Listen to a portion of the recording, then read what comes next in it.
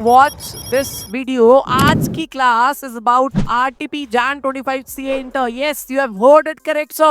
We are going to discuss the whole RTP Jan 25 and not just concepts, but the presentation also. Sir, how to start it and how to end it. So don't dare to miss it. And without wasting further time, let's start the concept. दोस्तों, हमारा आज का topic जो है वो है RTP revision test paper Jan 25 CA inter, right? Is the latest RTP. देखिए कैसा पेपर है। सब पहला हमारे पास एक डिवीजन ए है, मल्टीपल चॉइस क्वेश्चंस है, और ये मल्टीपल चॉइस क्वेश्चंस आपके पास लगभग कितने मार्क्स में आते हैं? 30 मार्क्स में आते हैं। जरूरी नहीं है आरटीपी में भी 30 मार्क्स के होंगे, पेपर में 30 मार्क्स के आते हैं, और ये 30 मार्क्स में नेगेटिव मार्किंग नहीं होती। इसमें आपका एक या दो केस स्टडी सिनेरियो आएगा, 8-8 नंबर का, 16 नंबर और 14 नंबर के आपके individual case that is objective questions आएंगे। और वो जो इंडिविजुअल आएंगे 14 नंबर के, जरूरी नहीं है वो एक नंबर के आएंगे, कोई 2 नंबर का हो सकता है और कोई 1 नंबर का, ये ध्यान रखना। और 7 2-2 नंबर के भी हो सकते हैं। करेक्ट है सर? तो जितने ज्यादा सैंपल पेपर्स हम लोग सॉल्व करेंगे उतना बेटर होगा। Past year question paper solve करेंगे उतना अच्छा होगा। लेकिन अब उसके लिए एक आरटीपी से मैं शुरू करा रहा हूं आपको, और आप लोगों ने जो भी मैं टॉपिक सब आपको दूंगा 5-5-5-5 वो करने, राइट सर? तो लेट्स स्टार्ट इट। देखिए क्या लिखा हुआ है। सबसे पहले केस स्टडी सिनेरियो है हमारे पास, और केस स्टडी सिनेरियो की बात करें तो ये सबके समझ में आएगा। सितंबर जून जो भी स्टूडेंट्स यहाँ पे बैठे हुए सबको जरा ध्यान से सुनना एक बार। ABC limited was incorporated on 1 January 2023। कब इनकॉर्पोरेट हुआ sir?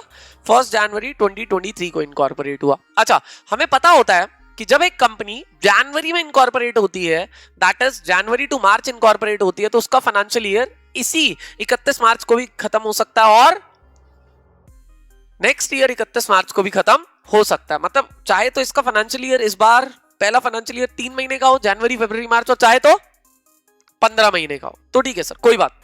It operates in manufacturing sector. कौन से सेक्टर में काम कर रहा है सर? Sir manufacturing. तो कंपनी का नाम बोलो, क्या है कंपनी का नाम? बोलो एबीसी लिमिटेड। ठीक है, एबीसी लिमिटेड को हाईलाइट कर देते हैं। कौन सा सेक्टर है सर? मैन्युफैक्चरिंग सेक्टर है सर। बहुत बढ़िया sir.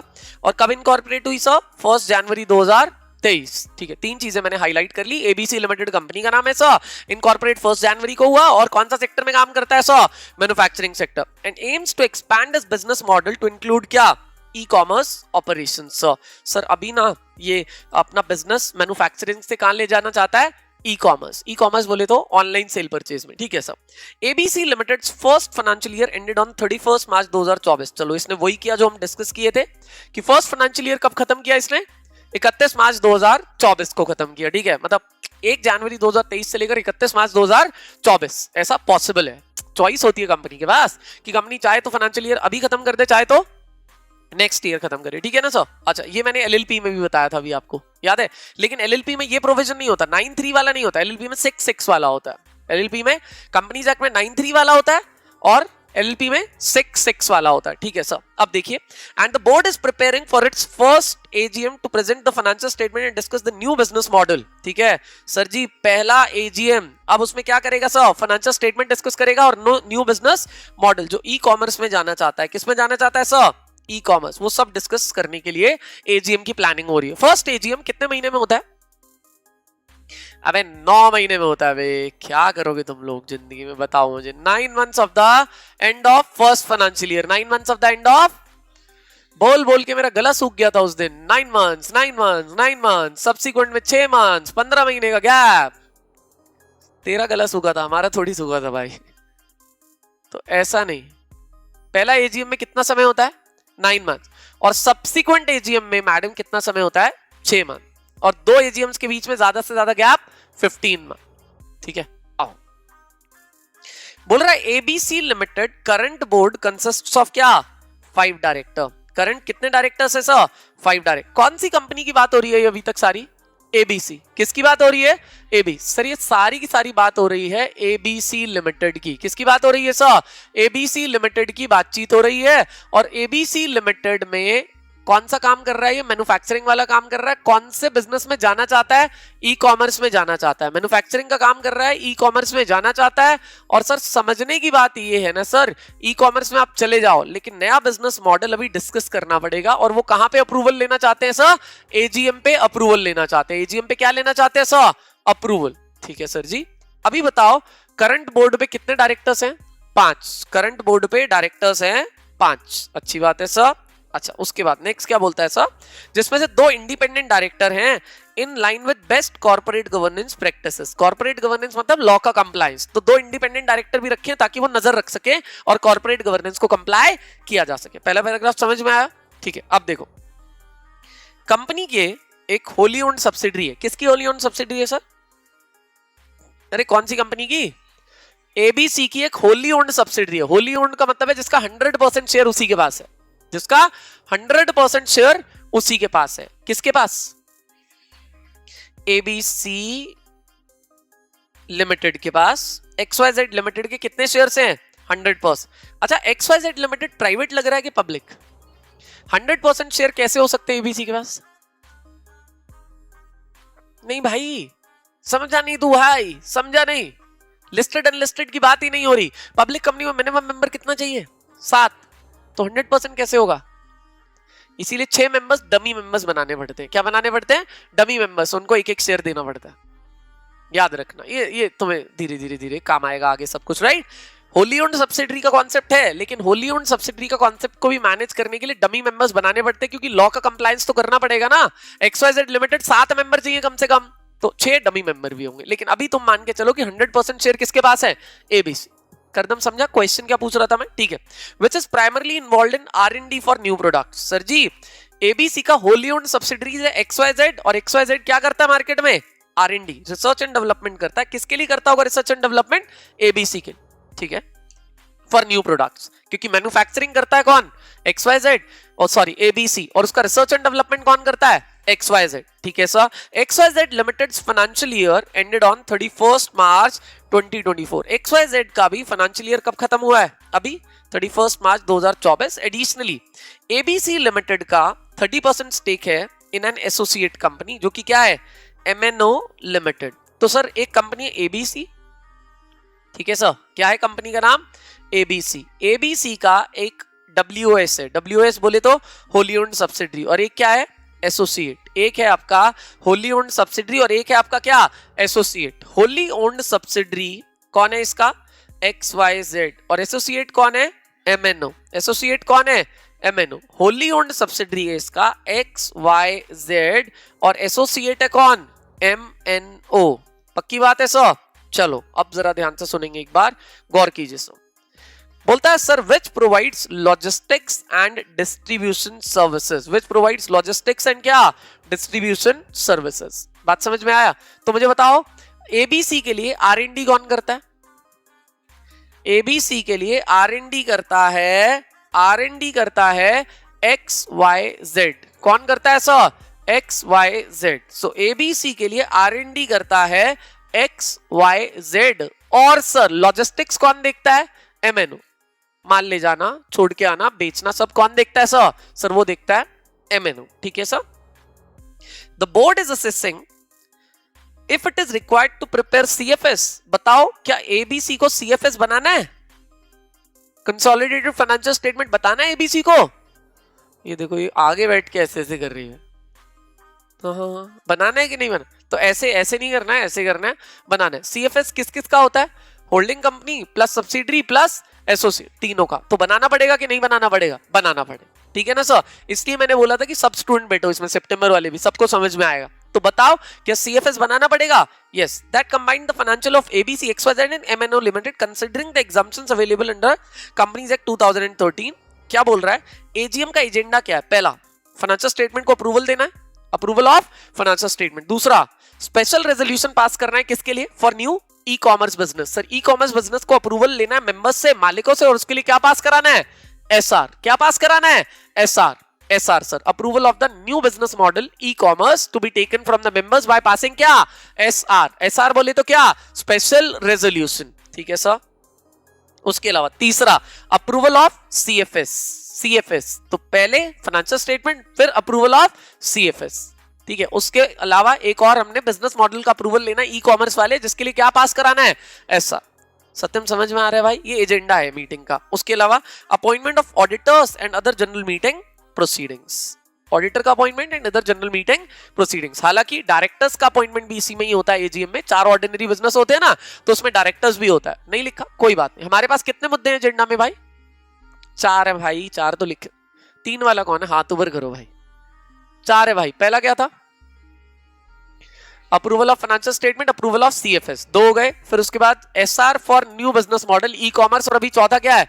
Appointment of director, auditors and other general meeting procedures. अब देखो सुनो, 5 एमसीक्यू हैं, लेकिन 5 एमसीक्यू के लिए पहले सुन लो क्या लिखा है। The board has provided notice to क्या? All the members about AGM agenda including the proposal for the special item requiring क्या? Special resolution. वो जो स्पेशल आइटम कौन सा है? 4 बिजनेस ऑर्डिनरी होते हैं, इसमें 4 के अलावा एक बिजनेस है, कौन सा? New business model, e commerce वाला, और उसमें लिख दिया क्या पास होगा? एसआर। बता दिया sir. This notice was sent by क्या? ईमेल। अच्छा एक बात बता दो, online students also, offline online students, क्या स्पेशल बिजनेस जो 4 को छोड़ के और कोई स्पेशल बिजनेस होता है एजीएम पे, उसमें हमेशा एसआर पास होता है? स्पेशल बिजनेस में पास होता है ओआर और एसआर एज द केस में भी। स्पेशल बिजनेस वो सिर्फ इसलिए होता है क्योंकि वो हर साल डिस्कस नहीं हो रहा। 4 बिजनेस हर साल डिस्कस होते हैं, consultation of the financial statement, declaration of dividend, retirement and appointment of directors, retirement and appointment of auditors. इसके अलावा कोई और बिजनेस अगर डिस्कस हो रहा है, that's we call a special business. सिर्फ इसलिए स्पेशल बिजनेस है, लेकिन स्पेशल बिजनेस में हमेशा एसआर पास नहीं होता। अगर special business mandatory by law है, लॉ बोल रहा है कर ले, तो पास होगा ओआर। वॉलंटरीली कर रहे हो तो क्या पास होगा? एसआर। यहां पे खुद से बिजनेस कर रहे हैं नया, और स्पेशल बिजनेस है और वॉलंटरीली कर रहे हो तो क्या पास होगा? एसआर। ये सब रूल्स मैंने आपको बता रखे हैं, ठीक है सर? चलिए कोई बात नहीं। All the share holders including minority stake holders received this notice with proof of delivery available with the क्या? कंपनी। अब सॉल्व करो ये 5 ऑब्जेक्टिव्स। सर कितनी कंपनीज इन्वॉल्व है इस क्वेश्चन में? 3। सर मेन एक है, कौन सी? एबीसी की होली ओन्ड सब्सिडरी है जो कि रिसर्च एंड डेवलपमेंट करती है, और उसका एसोसिएट है एमएनओ जो लॉजिस्टिक्स देखती है। एबीसी का जो फाइनेंशियल ईयर खत्म हुआ, कौन सी डेट को खत्म हुआ? 31 मार्च 2024। 31 मार्च 2024 को खत्म हुआ क्या? सर एबीसी लिमिटेड का फाइनेंशियल ईयर एंडेड ऑन 31 मार्च 2024। ठीक है सर? अब देखिए, given that ABC Limited's first financial year ended on 31st March 2024 and it was incorporated on क्या? 1st January 2023. What is the latest date by which ABC Limited must hold its first AGM? First AGM कितने दिन में होनी चाहिए? Within 9 months of the end of first financial year. जब आपने first financial year खत्म किया उसके 9, first financial year खत्म हुआ कब?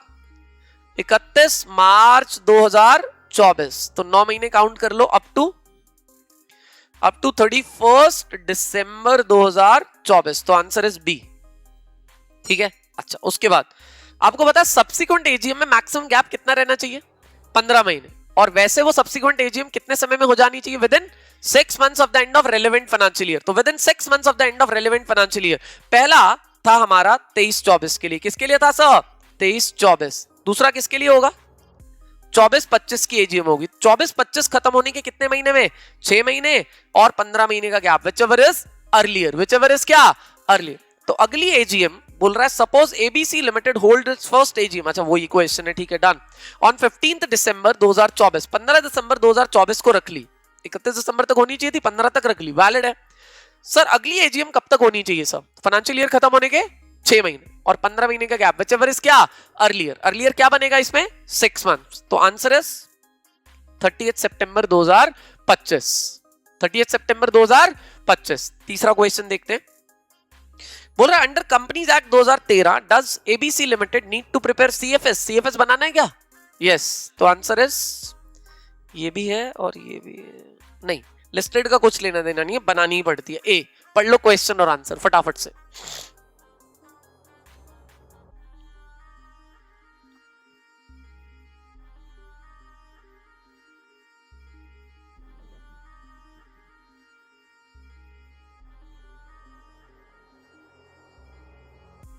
Is it done? अब आगे सुनिए नेक्स्ट क्या बोलता है सर। 4th पॉइंट देखिए सर, आइए।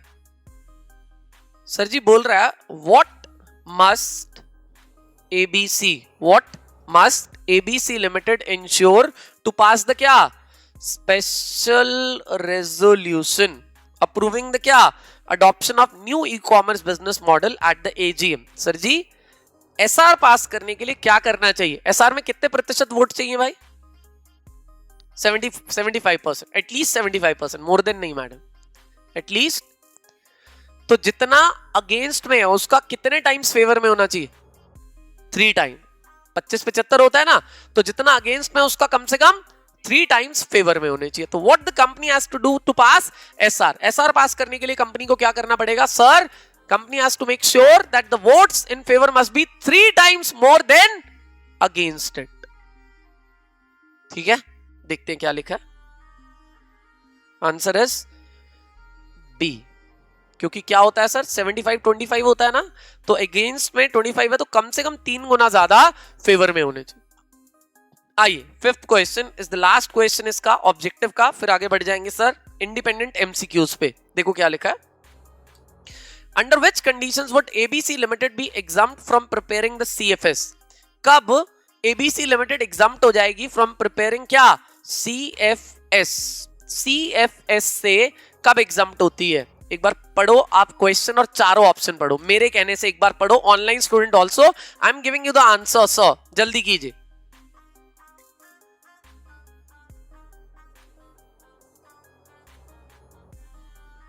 देखो, अगर कोई कंपनी आपकी होली ओन्ड सब्सिडरी है, हाँ, इफ एबीसी लिमिटेड इज क्या is a wholly owned subsidiary. ABC limited वैसे होली ओन्ड सब्सिडरी नहीं है, उसका होली ओन्ड सब्सिडरी क्या है? XYZ है. ठीक है ना सर? सो हमें लिखना क्या पड़ेगा यहाँ पे? इफ एबीसी हैज अ क्या wholly owned subsidiary. Wholly owned subsidiary है, सब्सिडरी नहीं, क्या है? Wholly owned subsidiary. और सारे के सारे मेंबर्स एबीसी के क्या कर देते हैं? अग्री यूनानिमसली कि सीएफएस मत बनाओ, सीएफएस मत बनाओ, तो एग्जम्पशन मिल जाएगा. तो क्या मिल जाएगा? एग्जम्पशन. तो एक बात ध्यान रखना, अगर होल्डिंग कंपनी का क्या है?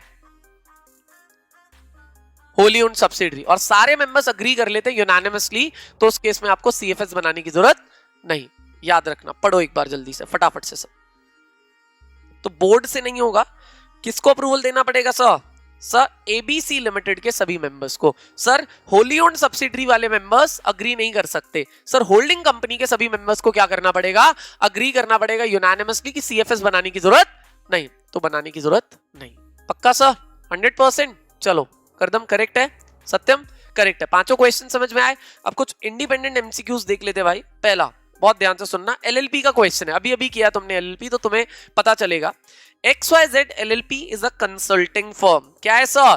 Consulting firm. कंसल्टेशन देता है with 4 partners A, B, C and D. Are responsible for various functions. Partner B without consulting the other partners enters into a contract with a क्या? Third party. Sir partner B ने एक third party के साथ contract में enter कर लिया, किससे? बिना पूछे, बाकी पार्टनर्स से बिना पूछे. सबका फंक्शन अलग अलग था भाई, लेकिन पार्टनर बी ने एक थर्ड पार्टी के साथ कॉन्ट्रैक्ट में एंटर किया without any prior discussion from the क्या? Other parties. अदर पार्टीज से डिस्कशन किए बिना. ठीक है sir? Mister P for a high value procurement deal. Third party कौन है? Mister P. तो बी ने किसके साथ एंटर किया? पी के साथ. For a high value procurement deal, raw material या फिर कुछ भी प्रोक्योर करने के लिए, मटेरियल प्रोक्योर करने के लिए, on behalf of XYZ LLP. It is later found that partner B did not have the authority to engage in such deals, and XYZ Limited, that is LLP, has no history of involvement in procurement. कोई part ऐसा काम भी नहीं था, कोई ordinary course भी नहीं था, क्योंकि कंसल्टेशन फर्म है और कंसल्टेशन फर्म को प्रोक्योरमेंट का जरूरत नहीं होता है सर. ठीक है, अब देखो बोल रहा है sir, and mister P who is an experienced business person was aware that partner B was not authorised to enter into क्या? प्रोक्योरमेंट. सर ये तो हमारे लिए क्वेश्चन बहुत आसान कर दिया इसने. मैं तो सोच रहा था कुछ बताएंगे नहीं इसके बारे में. सर बता दिया कि पी को नॉलेज है कि बी के पास अथॉरिटी नहीं थी. नहीं थी तो लायबल नहीं. कौन लायबल होगा? सिर्फ, कोई बात नहीं, फिर भी पढ़ते हैं. In this scenario which of the following is correct based on the limited liability partnership act 2008. आइए देखते हैं सर. पहले तो XYZ लिमिटेड इस बाउंड वालों को हटा देते हैं. बाउंड वालों को हटा दो, बाउंड वालों को हटा दो. Not bound by the contract as partner B lacked authority and mister P knew this lack of authority. ठीक है भाई, जल्दी से पढ़ लो फटाफट से एक बार.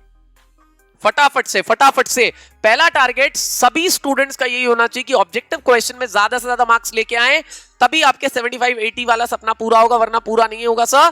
You have to attain very very very good marks in objective segment, right sir. और नेगेटिव मार्किंग नहीं है, so you have to attempt the full paper. Full paper बोले तो ऑब्जेक्टिव की बात कर रहा हूं मैं, right sir.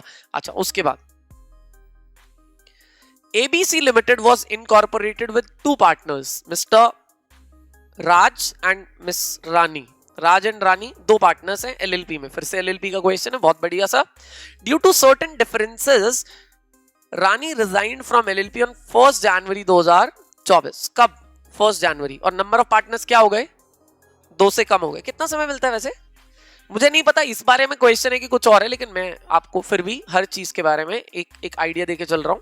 Leaving mister Raj as the sole partner, mister Raj continued running the business without admitting a new partner and was aware that he was the only remaining partner. उसने ना तो नया पार्टनर ऐड किया, लेकिन वो अवेयर है कि he is the only remaining partner. On 1 August of the same year, on 1 August of the क्या?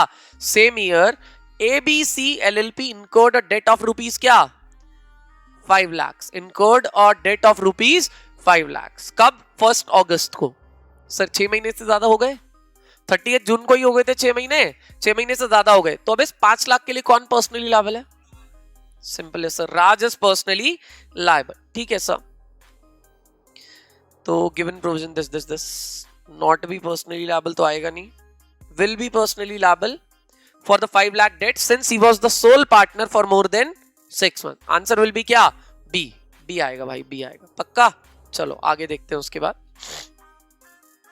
8th question. Mr. Amit, a chartered accountant, is the appointed auditor of क्या? Gray Limited. तो Mr. Amit, a chartered accountant, is the appointed auditor of Gray Limited. Mrs. Anita, Mr. Amit's wife, recently acquired equity shares in क्या? Gray Limited. Sir ji audit and auditors का ये question है और disqualification वाला point है, लेकिन मैं आपकी जानकारी के लिए बता देता हूं मैडम। एक chartered accountant can be appointed as auditor if he is qualified under section 141 subsection 3। और मैडम जी क्या होता है, सर्टेन डिस्क्वालिफिकेशंस आर देयर, जहां पे वो खुद शेयर खरीद लेता है, एक भी डिस्क्वालिफाइड हो जाता है। लेकिन अगर उसकी बीवी या उसका कोई भी रिलेटिव खरीदता है तो 1 लाख फेस वैल्यू तक के शेयर वैलिड होते हैं मैडम जी, बस ये लिमिट याद रखना। खुद खरीदेगा तो 1 रुपए का भी शेयर खरीदा डिस्क्वालिफाई हो जाएगा, लेकिन अगर उसकी वाइफ या रिलेटिव खरीदता है तो 1 लाख तक के शेयर क्या होते हैं सर? वैलिड होते हैं, तब तक डिस्क्वालिफिकेशन नहीं होगा अंडर सेक्शन 141 सबसेक्शन 3। अब सुनो, फेस वैल्यू ऑफ 1 लाख का ही खरीदा, 1 लाख तक वैलिड होता है, 1 लाख को एक्सीड किया तो वैलिड नहीं। अच्छा, करदम बताएगा, करदम अगर तू ऑडिटर बन गया भाई, उसके बाद तेरी वाइफ ने 1 लाख से ज्यादा के शेयर खरीद लिए तो क्या होगा? 60 डेज मिलेगा उसको फिर से रिडीम करने के लिए कि 1 लाख या उससे कम ले आए तो वैलिड है, वरना 60 दिन के बाद क्या हो जाएगा? डिस्क्वालीफाई। लेकिन अगर पहले से ही 1 लाख से ज्यादा है तो you can not be appointed, you can not be appoint होने के बाद खरीदे तो करेक्टिव मेजर लेने के लिए 60 डेज का टाइम पीरियड मिलेगा। ठीक है, इस आरटीपी से थोड़ा कॉन्फिडेंस भी बढ़ेगा, लेकिन भाई क्वेश्चंस जो मैं दूंगा करने के लिए वो साथ साथ करने पड़ेंगे। Definitely we are going to do it, right sir. और अभी जो सिलेबस मिलेगा वो वही मिलेगा जो सितंबर ने कर लिया साथ साथ, राइट सर। चलिए देखते हैं, ध्यान से सुनिए। तो which of the following statement is correct? बताओ कि अभी भी अमित क्वालिफाइड है या डिस्क्वालिफाइड है सर? क्वालिफाइड है सर। ये मस्ट विकेट वाला तो गलत हो गया, विकेट नहीं करना है अभी। कंटिन्यू वाला आंसर सही होगा। Can continue the auditor only if Miss Anita divest share, ये भी नहीं होगा, अभी जरूरत नहीं है डाइवर्स्ट करने का। Can continue shares does not, हाँ आंसर इज सी। तो अभी कंटिन्यू कर सकता है क्योंकि लिमिट एक्सीड नहीं हुआ। लिमिट कितना है? 1 लाख। 1 लाख को एक्सीड कर जाता तो फिर करेक्टिव एक्शन लेना होता कितने दिन में? 60 दिन। और अगर अपॉइंट ही नहीं होता तो अपॉइंट हो नहीं सकता था, लेकिन यहाँ पे अपॉइंट हो चुका था। ठीक है सर। अच्छा, अगला क्वेश्चन देखते हैं किसके बारे में sir. I XYZ Limited is a company with 51% of its equity shares held by क्या? State Government of Maharashtra and 49% by private investors. कौन सी कंपनी है? गवर्नमेंट कंपनी है भाई, गवर्नमेंट कंपनी का सेक्शन 2 क्लॉज 45 होता है and government company means a company in which not less than 51% of total paid up share capital is being held either by central government, one और more state government और partly by central and one और more state, और which is the subsidiary of government company, जो government company की क्या है, subsidiary. तो जिसमें 51% सरकार ने डायरेक्टली एक्वायर कर रखा है या फिर इनडायरेक्टली 50% से ज्यादा एक गवर्नमेंट कंपनी ने एक्वायर कर रखा है, दोनों में से एक कंडीशन सेटिस्फाई होना चाहिए 2 क्लॉज 45। सीए फाउंडेशन का आज के लिए फेवरेट क्वेश्चन चल रहा है, आता ही है वेबर में भाई, बार बार दे रहा है एग्जामिनर, कोई बात। बोल रहा है sir as per companies act 2013 which of the following statement is correct regarding the appointment of the क्या ऑडिटर। सर गवर्नमेंट कंपनी के ऑडिटर को अपॉइंट करता है सीएजी, कौन करता है, सीएजी, उसको मेंबर्स या डायरेक्टर्स अपॉइंट नहीं करते, कौन अपॉइंट करता है, सीएजी। सीएजी बोले तो controller and auditor general of India. तो आंसर क्या लगेगा एक बार देख लो ध्यान से, answer is B, answer is क्या, B. Sir other than government company में जो ऑडिटर अपॉइंट होता है वो कौन करता है सर, मेंबर्स करता है, मेंबर्स करता है, कौन अपॉइंट करता है, मेंबर्स एट जनरल मीटिंग। लेकिन गवर्नमेंट कंपनी में कौन अपॉइंट करता है, सीएजी। सीएजी बोले तो controller and auditor general, controller and auditor general, ठीक है सर। उसके बाद 10th देख लेते हैं एक बार क्या लिखा है, जरा गौर कीजिएगा सर, ध्यान दीजिए सर। आइए, X purchased a car from क्या, वाई, एक्स ने कार परचेज किया किससे, Y, so X from Y question है, ठीक है सर जी। सुनिए, that believing that Y was the legitimate owner, although last objective है, although X paid the full purchase price and took possession of the car, he did not check the registration certificate। ओहो हो भाई, पूरा पैसा दे दिया लेकिन RC नहीं देखी अभी कि वाई के नाम पे है या नहीं। एक्स ने वाई से कार खरीदी, बिलीव किया कि वही ओनर है और सारा का सारा पैसा किसको दे दिया, वाई को, विदाउट इंस्पेक्टिंग द क्या, आरसी, रजिस्ट्रेशन सर्टिफिकेट चेक करने के पहले, मतलब चेक ही नहीं किया और सारा पैसा किसको दे दिया, सारा पैसा दे दिया वाई को, ठीक है। बोला sir to verify the authenticities of Y's ownership, Y की ओनरशिप का ऑथेंटिसिटी चेक नहीं किया। Later it was discovered that Y was not the क्या, rightful owner and the car had been stolen, car क्या है, चोरी की है भाई, कार किसकी थी सर, चोरी की थी। In the context of good faith as defined in General Clauses Act 1897 determine the validity of the ex ownership claim over the क्या, कार। सर एक बात बताओ, हाँ आपने देखा है, आपने चैप्टर किया है ये आरती जी, नहीं तो रुक जाओ, देखो जिसने किया पहले उनकी शक्ल देखो एक बार। करदम कुछ बोलना चाह रहे हैं, करदम बोल क्या है,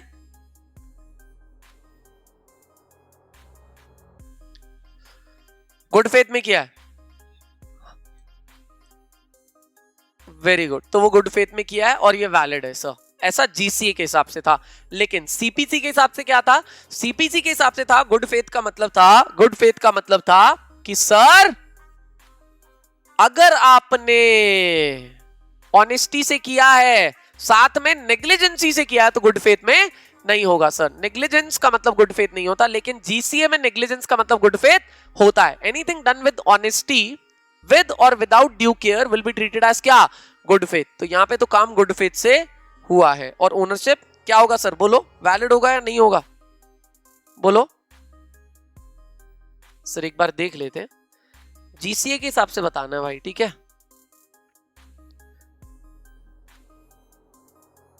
ठीक है डन, आंसर मार्क कर लो, क्या आंसर आएगा, X holds valid ownership because he paid, नहीं ये तो नहीं आएगा। X does not hold valid ownership even though acted honestly, इसको मैं सर्कल लगा रहा हूं अभी, रीजन बताऊंगा। X holds valid ownership because he had no knowledge, हाँ आंसर मेरे हिसाब से सी आएगा, आंसर सी आएगा। लेकिन करदम मैंने बी पे सर्कल क्यों किया, क्योंकि ना आईसीआई है भाई, ये सरकारी लोग हैं, सरकारी लोग क्या करते हैं, पूछा किसके हिसाब से है, जीसीए के हिसाब से, लेकिन आंसर किसके हिसाब से देता है, सीपीसी, उसको खुद ही नहीं पता बेचारे को कि दोनों में डिफरेंस क्या है।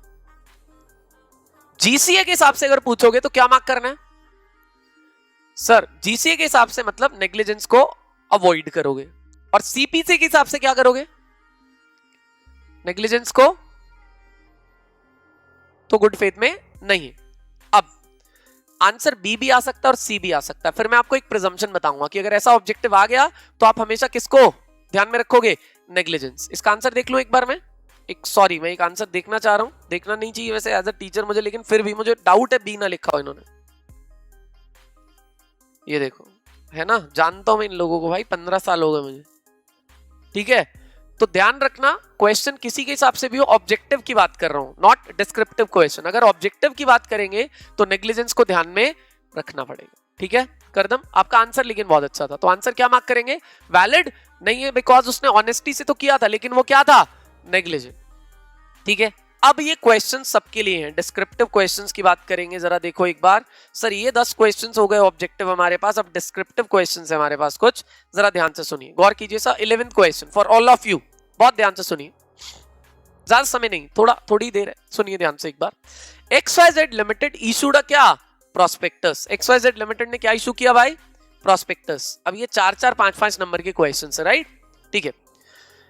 To raise funds for a new manufacturing project, be active, बोल रहा है भाई लोग, XYZ लिमिटेड ने प्रोस्पेक्टस इशू किया और प्रोस्पेक्टस क्या करेगा, फंड्स रेज करेगा। किसके लिए फंड्स रेज करेगा sir, sir new manufacturing project के लिए।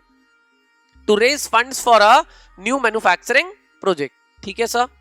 आफ्टर सक्सेसफुली रेजिंग द क्या funds, after successfully raising the funds, the company identified an investment opportunity in different industry 6 months later requiring a significant क्या, significant portion of the funds। मतलब क्या है कि company ने prospectus के through पैसा raise किया था, किसके लिए बोलो, मैन्युफैक्चरिंग प्रोजेक्ट के लिए। किसके लिए सर, मैन्युफैक्चरिंग प्रोजेक्ट के लिए रेज किया था सर, बहुत अच्छी बात है सर, मैन्युफैक्चरिंग प्रोजेक्ट के लिए पैसा रेज किया था। मैडम जी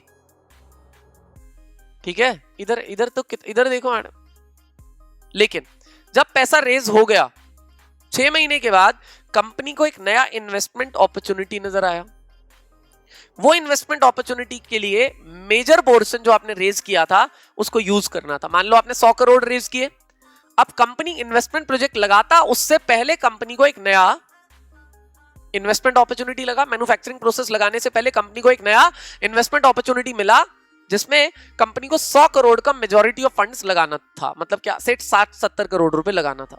यहां तक ठीक है आरती जी। अब द प्रपोज्ड इन्वेस्टमेंट, ये प्रपोज्ड इन्वेस्टमेंट अपॉर्चुनिटी क्या था, trading in equity shares of other listed companies. मतलब क्या, लिस्टेड कंपनीज के इक्विटी शेयर्स में पैसा लगाना, मतलब लोगों से पैसा रेज करके आप दूसरी कंपनीज के इक्विटी शेयर्स में क्या लगा रहे हो, पैसा। सर ये तो केवल एक इन्वेस्टमेंट और फाइनेंस कंपनी कर सकती है, आप तो नहीं कर सकते। और वैसे भी जो पैसा आपने रेज किया आईपीओ में वो आप दूसरी कंपनी के, लिस्टेड कंपनी के शेयर्स में नहीं लगा सकते। अब मैं आपको एक चीज में आंसर दे देता हूं बस, कभी भी आज के बाद आपको लगे कि प्रोस्पेक्टस से पैसा रेज किया है और उसको आपने प्रोस्पेक्टस में दिए गए पर्पस के अलावा कहीं और लगाना है, तो उसके लिए आप क्या पास कराएंगे, एसआर पास करके आप दूसरे पर्पस में लगा सकते हो। लेकिन वो पर्पस कभी भी लिस्टेड कंपनी की सिक्योरिटीज में इन्वेस्टमेंट नहीं हो सकती। और सेक्शन लगेगा 27, याद कर लो कौन सा सेक्शन लगेगा, 27। फिर से बोलता हूं, सेक्शन 27 बोलता है कि अगर एक कंपनी ने प्रोस्पेक्टस इशू किया और प्रोस्पेक्टस के थ्रू पैसा रेज किया जनता से एक स्पेसिफिक प्रोजेक्ट के लिए, लेकिन अब कंपनी को नया पैसे का सोर्स दिख रहा है तो ये पैसा वहां पे लगाना चाहती है कंपनी, तो लगा लो भैया। इसके लिए क्या पास करना पड़ेगा, एसआर, प्रोवाइडेड वो जो नया पर्पस है should not be an investment in the securities of अ क्या, लिस्टेड कंपनी। वो जो नया पर्पस है वो कभी भी investment in the securities of listed company नहीं होना चाहिए। ऐसा कौन सा सेक्शन बोल रहा है, 27। तो आज के बाद ऐसा कोई क्वेश्चन आएगा तो कर पाओगे कि अगर कोई भी कंपनी प्रोस्पेक्टस इशू करती है एक पर्टिकुलर पर्पस के लिए, तो उसी पर्पस में पैसा यूज हो रहा है तो वैलिड है, उस पर्पस के अलावा कहीं और यूज हो रहा है तो एसआर पास करके कर लो। लेकिन वो नया पर्पस क्या नहीं होना चाहिए, investment in the securities of a listed company नहीं होना चाहिए। ठीक है sir. The board of directors suggested varying of the original objective for which the funds were raised to allow this new investment and recommended passing of क्या, SR in the company's general meeting. इस object को change करना चाहती है और क्या pass करना चाहते हैं, SR. While the promoters and controlling shareholders supported this change, some shareholders expressed concerns, particularly regarding क्या deviation from the initially stated purpose of the क्या funds. Majority ने हाँ बोला, लेकिन कुछ ने अपनी चिंता भी जताई. जिन्होंने चिंता जताई उनको क्या देना पड़ेगा? Exit option. क्या देना पड़ेगा? Exit option. याद आ रहा है कुछ? उनको क्या देना पड़ेगा? Exit option. ठीक है sir. Based on the provision of companies act advice validity क्या है, और आप फंड्स इस तरफ नए इन्वेस्टमेंट में लगा सकते हो कि नहीं लगा सकते. आइए जरा देख लेते हैं सर कितना सही सीखा हमने. देखते हैं sir. According to section 27 subsection 1 of the Companies Act, the terms of the contract referred to in the prospectus or objects for which the prospectus has been issued can be varied. Prospectus की terms or object for which the prospectus has been issued can be varied, but only with the authority of company general meeting by way of क्या? SR. क्या यही बताया था मैंने आपको कि आप पर्पस को वेरी कर सकते हो क्या पास करके? SR provided. फिर सेकेंड प्रोवाइजो बोलता है, एक्सेप्शन बोलता है that such company not to use any amount raised by it through the क्या prospectus for buying or trading or otherwise dealing in equity shares of any other listed company. लेकिन ये वाला पैसा आप नए ऑब्जेक्ट पे तो यूज कर सकते हो एसआर पास करके, लेकिन नया ऑब्जेक्ट क्या नहीं होना चाहिए? Trading in securities of the listed company. उम्मीद कर रहा हूं भाई लोग सत्यम जी अब नहीं भूलेंगे, उम्मीद कर रहा हूं. ठीक है आगे सुनो. फिर बोलता है sir in the given question, अभी ऊपर वाला प्रोविजन लिख दिया, फिर इन दिस गिवन केस लिख रहा है. कंपनी यूज करना चाहती है पैसा कहां पे? Trading in the shares of listed company. तो एसआर पास किया वो तो वैलिड है, लेकिन जो नया प्रपोजल है इन्वेस्टमेंट का वो वैलिड नहीं है because the company can not utilise this amount. तो जब भी आप थर्ड पैराग्राफ लिखोगे, अब एक ट्रेंड डाल लो, हेडिंग डाल लेना वहां पे क्या? कंक्लूजन. क्या हेडिंग डालोगे? कंक्लूजन. जल्दी करो भाई, फटाफट से आंसर दो, जल्दी से फटाफट से रिवाइज करो. कितने पैराग्राफ्स में आंसर किया इन्होंने? 3. पहला प्रोविजन लिख दिया, फिर in this given case, facts of the case, और फिर क्या कर दिया? कंक्लूजन. Go for it. जल्दी कीजिए भाई, जल्दी कीजिए भाई, फटाफट से.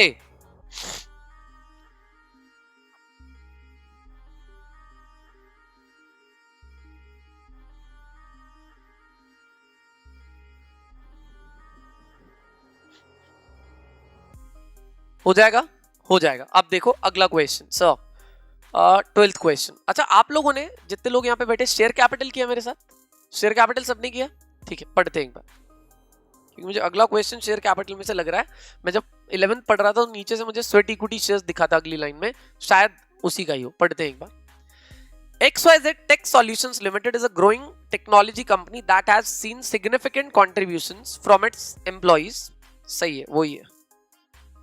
XYZ Tech Solutions Limited is a क्या? Growing company that has seen significant contributions from its क्या? Employees and directors in the development of a groundbreaking software product. XYZ Tech Solutions अपने employees और directors के काम से बहुत खुश है क्योंकि उन्होंने एक नया क्या बनाया? सॉफ्टवेयर. किसने बनाया? Employees and directors of XYZ tech solution. XYZ tech solution के एम्प्लॉइज और डायरेक्टर्स ने एक नया सॉफ्टवेयर ब्रेक थ्रू निकाला जिसकी वजह से ये कंपनी उनसे बहुत खुश है. To reward these key contributors, employees और डायरेक्टर्स को रिवॉर्ड करने के लिए the board proposed issuing of क्या? Sweat equity shares. ओहो, स्वेट इक्विटी शेयर इशू करना चाहता है. क्या पास करेगा? क्या पास करेगा? एसआर. क्या पास करेगा? एसआर पास करेगा. अभी एसआर पास करने के बाद मैक्सिमम कितना इशू कर सकता है? 74%. कितना? 74. ऐसा ही है, याद आ रहा है कुछ? ये डीवीआर होता है कि स्वेट इक्विटी होता है? 74 डीवीआर होता है कि स्वेट इक्विटी होता है?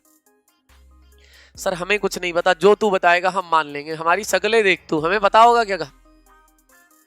अबे 75 कुछ नहीं होता, 74 होता है. डीवीआर होता है. इसका कितना परसेंट होता है पूरी जिंदगी में? डीवीआर कितना इशू? स्वेट इक्विटी कितना इशू कर सकते हो? स्टार्टअप के केस में 50% होता है और अदर देन स्टार्टअप के केस में 25% होता है, और एक साल में 15% और 5 crore whichever is higher.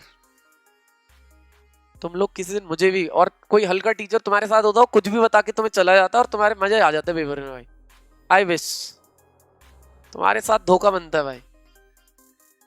Sweat equity shares एक कंपनी एक साल में इशू कर सकती है maximum 15% of the existing paid up equity share capital और ₹5 crore whichever is higher, subject to an overall limit of 25%. और स्टार्टअप इशू कर सकता है 15% 5 crore subject to an overall limit of 50%. 25% नहीं, कितना? 50%. स्टार्टअप पहले 10 साल के लिए, पहले 10 साल. कोई बात नहीं. देखो क्या बोल रहा है, बोल रहा है So XYZ Tech Solutions Limited already issued ordinary equity shares but never issued SES. SES कभी इशू नहीं किया. The company has paid up equity share capital of 20 crore. Company का स्टार्टअप तो ये है नहीं, क्योंकि स्टार्टअप केवल प्राइवेट कंपनी होती है, पार्टनरशिप फर्म होती है. सब पब्लिक कंपनी कभी स्टार्टअप नहीं हो, तो ये तो स्टार्टअप है नहीं. तो इसका कितना परसेंट हो सकता है? 15% और 5 करोड़, विच एवर इज क्या हायर. ओवरऑल कितना? 25%. तो ज्यादा से ज्यादा 5 करोड़ हो सकता है भाई. The company has proposed to issue sweat equity shares worth ₹4 crore of face value. 4 crore, इसका 20% हो गया. कितना हो गया? 20%. एक बार में 20% तो कर नहीं सकते. एक साल में कितना कर सकते हैं? 15%. ठीक है.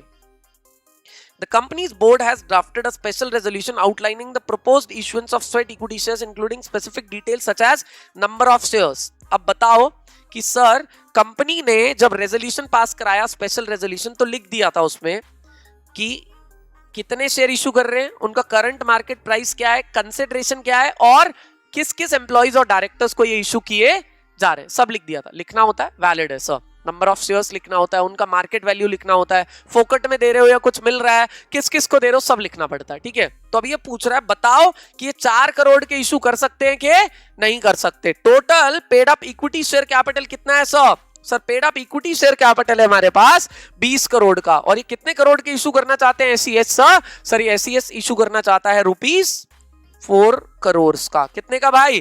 ₹4 करोड़. 4 करोड़ मतलब 4 करोड़ का स्वेट इक्विटी शेयर इशू करना चाहता है. कौन? XYZ Tech Solution. बताओ कर सकता है कि नहीं. The company has approached you to advise the issue of sweat equity shares. Sweat equity shares issue करने के लिए क्या एडवाइस चाहिए आपका? क्या चाहिए सर? एडवाइस. आंसर ले लें एक बार. आ जाइए, ध्यान से सुनिए. 12. सबसे पहले ये सारे कंडीशन सेटिस्फाई होने चाहिए. पहला, shares must be of the क्या? Same class already issued. मतलब जो इक्विटी शेयर इशू किए हैं वो इक्विटी शेयर आप स्वेट इक्विटी में दे सकते हो. एसआर से ऑथराइज्ड होना चाहिए. रेजोल्यूशन में स्पेसिफाई होना चाहिए वो चारों चीजें. क्या? नंबर ऑफ शेयर्स कितने, उनका करंट मार्केट वैल्यू क्या है, consideration if any received from the directors और एम्प्लॉइज. क्योंकि स्वेट इक्विटी शेयर्स का डेफिनेशन 2 क्लॉज 88 में, और उसमें लिखा हुआ है sweat equity shares means the shares issued by company to its directors और एम्प्लॉइज एट अ डिस्काउंट और for consideration other than cash. Discount पे भी दे सकता है या फिर फ्री में भी दे सकता है. तो बोल रहा है कंसिडरेशन इफ एनी है तो बता दे. And the class of employees और directors to whom sweat equity shares are being क्या? इशूड. वैसे आप स्वेट इक्विटी शेयर्स अपने डायरेक्टर्स को दे सकते हो फुल टाइम, पार्ट टाइम, और एम्प्लॉइज को दे सकते हो जो परमानेंट है. ठीक है भाई. चलो आगे देखते हैं. पढ़ने के लिए पूरी दुनिया है हमारे पास, लेकिन पढ़ेंगे तभी तो. आइए सुनते भाई, गौर कीजिए सर. देखिए, तो अब मुझे बताओ सर, स्पेशल रेजोल्यूशन चाहिए, हो जाएगा. एक साल में मैक्सिमम कितना कर सकते हैं? करदम बोल. 15% और 5 करोड़ विच एवर इज. तो एक साल में मतलब वो 4 करोड़ वाला वैलिड हो जाएगा. 4 करोड़ वाला क्या हो जाएगा? वैलिड. 15% कितना बन रहा है 20 करोड़ का? 3 करोड़. और 5 crore whichever is higher, subject to an overall limit of 25%. 25% कितना बनता है? 5 करोड़ ही बनता है. तो 5 करोड़ की लिमिट मेरे पास है, तो मैं कितना, क्या 4 कर सकता हूं?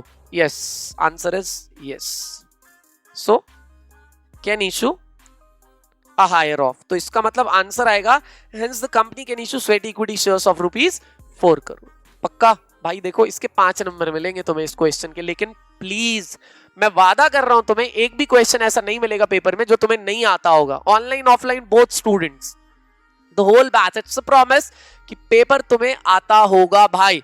But revision is your duty. आज का काम ले लो फ्राइडे का. 66 to 70 शेयर कैपिटल, 66 से 70, 5 सेक्शन. और इसके डाउट्स तो मेरे से अगले 2, 3, 4 दिन जब भी फ्राइडे तक लेते रहो. ठीक है सर? डन. अब आगे सुनिए नेक्स्ट क्या है, गौर कीजिए सर. 13 क्वेश्चन. आइए जरा देख लेते हैं सर. क्वेश्चन नंबर 13 में क्या लिखा है सर? लिखा हुआ है PQR limited a manufacturing company. भैया कितना मैन्युफैक्चरिंग कंपनी की बात करेगा? पढ़ लेते. PQR लिमिटेड क्या है सर? मैन्युफैक्चरिंग कंपनी है. Is in the process of expanding its operations. To support this expansion, PQR Limited has acquired a plot of land along with the buildings on it from ABC Limited. अब मुझे बताओ, PQR Limited ने किससे plot खरीद लिया? ABC से खरीद लिया. ठीक है. PQR is the buyer, ABC is the क्या? Seller.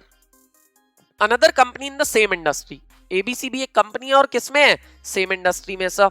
The property however is subject to an existing charge. ABC की जो प्रॉपर्टी थी उस पे क्या था पहले से? Charge in favour of a bank, bank के फेवर में एक चार्ज था sir. As security for a loan taken by ABC limited. Sir PQR ने एबीसी से जो प्रॉपर्टी खरीदी is already subject to a क्या? चार्ज। और अभी अभी मैंने आपको बताया था कि जब एक कंपनी ऐसी प्रॉपर्टी खरीदती है which is already subject to a क्या?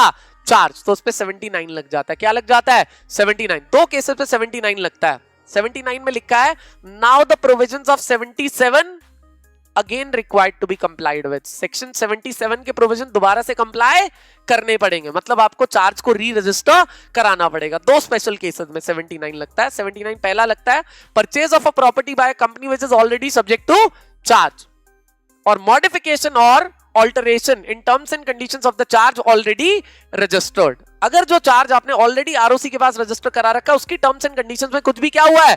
मॉडिफिकेशन या ऑल्टरेशन हुआ है तो चार्ज को री रजिस्टर कराना पड़ेगा। तो चार्ज को री रजिस्टर कराना पड़ेगा दो केसेस में। एक, purchase of a property already subject to क्या? चार्ज। तो जब आपने खरीदा उसके 30 दिन में दोबारा से क्या कराना पड़ेगा? अपने फेवर में दोबारा से रजिस्टर कराना पड़ेगा, मतलब अपने नाम पे रजिस्टर कराना पड़ेगा कि मैं अब कंपनी का मालिक मैं, और ये फेवर में क्रेडिटर की है। हाँ ठीक है, अब देखो ध्यान से एक बार। बोलता है सर ये चार्ज एबीसी ने पहले से रजिस्टर करा रखा है। Directors of PQR limited are of the opinion that as the charge of the property was already created, तो दोबारा से रजिस्टर कराने की जरूरत नहीं है। ऐसा पीक्यूआर का डायरेक्टर बोल रहा है। क्या सही बोल रहा है कि गलत बोल रहा है? गलत बोल रहा है। जब भी आप खरीदोगे 30 दिन में आपको दोबारा से रजिस्टर कराना पड़ेगा सीएचजी 1 में, और अगर डिबेंचर्स थे तो सीएचजी 9 में। ठीक है, बहुत बढ़िया sir. After negotiations the bank as the charge holder consents to the sale and transfer the property to PQR Limited with the condition that PQR Limited must register a new charge over the acquired property as the security of its own loan obligation। Bank ने condition लगाई बस कि transfer कर लो, PQR को दे दो, बस PQR दोबारा से चार्ज को क्या कराए? रजिस्टर। ठीक है। एडवाइस वेदर की PQR लिमिटेड की कॉन्टेंशन सही है। PQR लिमिटेड का डायरेक्टर बोल रहा है कि रजिस्टर कराने की जरूरत नहीं है। क्या PQR लिमिटेड का कॉन्टेंशन ठीक है या गलत है? आंसर पढ़े, आइए देख लेते हैं सर। क्वेश्चन नंबर 13 पढ़ते हैं, जरा ध्यान से सुनिए। 77 The provisions of 77 relating to the registration of charge shall apply to a company acquiring any property subject to a charge within the meaning of that section। मतलब कोई ऐसी प्रॉपर्टी एक्वायर करी कंपनी ने which is already subject to charge तो 77 लगेगा, या फिर modification in terms and conditions of the existing charge तो भी 77 लगेगा। लेकिन ऐसा कौन सा सेक्शन बोलता है? 79 बोलता है। आईसीआई सरकारी किताब है, माफ कर दो, लेकिन हमारी नॉलेज बहुत है भाई, काफी है बहुत नंबर लाने के लिए। ठीक है, और ये सिर्फ मैं तुम्हें जताने के लिए नहीं बोलता हूं, हर बार टॉपर आते हैं यहां से भाई। 85, 88, 87, ऑडिट में 90 प्लस। तो प्लीज ट्राई टू अंडरस्टैंड कि मार्क्स तो आते हैं, सिर्फ रिवीजन चाहिए। अब सुनो ध्यान से एक बार। अकॉर्डिंग आ गया 79A companies act, in case where the property where charge is already registered and if it is sold with the permission of the क्या? Holder of the charge. Sold with the permission of holder of charge, it shall be the duty of the company acquiring it to get the charge registered in accordance with section 77। Cell हो गई, bank की permission से cell हो गई, तो now it is the duty of the क्या? It is the duty क्या? Of the company acquiring the property which is already subject to charge to get it registered again। इसको register कराना है, दोबारा से रजिस्टर कराना। समझ गए बात को? ठीक है सर, डन। अब सुनिए आगे। According to the provisions of section 77 when a company acquires property that is subject to an existing क्या? existing charge, then it is the duty of the acquiring company to register the charge at its क्या? own। तो दोबारा से अपने नाम पे charge को register कराना पड़ेगा। This means PQR limited must create a fresh charge over the acquired property and registered with क्या? ROC as per section 77। Sir now upon acquisition it is PQR limited's responsibility कि वो 77 के हिसाब से इसको दोबारा से क्या कराए भाई? रजिस्टर। क्या आपको समझ में आ गई बात? पक्का से 100%। एक क्वेश्चन और करेंगे, then will take a break. आइए देखते हैं क्या लिखा हुआ है sir. Question is question number 14, ये लीजिए लास्ट है। Vishal Limited is an unlisted public company. Vishal Limited क्या है सर? अनलिस्टेड पब्लिक कंपनी है। ब्रेक अपना ले लीजिएगा कोई बात नहीं, लेकिन सुनो बीच में नहीं तोड़ते स्ट्रीक, इसको खत्म करते। Is an unlisted public company having 5 director in its board which includes क्या? 2 इंडिपेंडेंट डायरेक्टर। सर किसकी बात हो रही है सर? कौन सी कंपनी की बात हो रही है? विशाल लिमिटेड की बात हो रही है। कितने डायरेक्टर्स हैं? 5, जिसमें से 2 क्या है? Sam Private Limited is the subsidiary of Vishal Limited, actively carrying on business, having a paid up share capital of क्या? Paid up share capital of 1.5 CR, 40 members and turnover of क्या? 18 crore. Sir जी paid up share capital है विशाल का 1.5 CR and turnover है 18 crore and the said company is not a startup company. वाह वाह वाह, ठीक है, सारी बातें दे दी। और मेंबर कितने हैं? 40। It is also provided that Sam private limited is not a startup company. बता दिया भैया आपने। In the context of the aforesaid case scenario, please answer the following question: whether Sam Private Limited mandatorily required to prepare cash flow statement for the financial year as a part of its financial statement? Very good. क्या Sam Private Limited को CFS बनाना है कि नहीं बनाना? इसका answer लेंगे अभी। बहुत अच्छी बात है। स्मॉल कंपनी है या नहीं है उसको एक बार चेक करना पड़ेगा पहले। आगे देखते हैं। Provided your answer analysing Sam private limited into following categories of companies. बताओ क्या Sam private limited small company है या नहीं है? पहली बात, क्या वो डोरमेंट कंपनी है या नहीं है? अब आपको पहले 2 चीजों को एक्सप्लेन करना पड़ेगा, एक स्मॉल कंपनी और एक डोरमेंट कंपनी। भाई लोग, स्मॉल कंपनी का सेक्शन क्या है? सर आप मजाक कर रहे हो क्या हमारे साथ? 2 clause 72, 71 public company, 72 public financial institution. किसी और को पागल बनाना तुम बे अपनी मासूम शक्लों के साथ।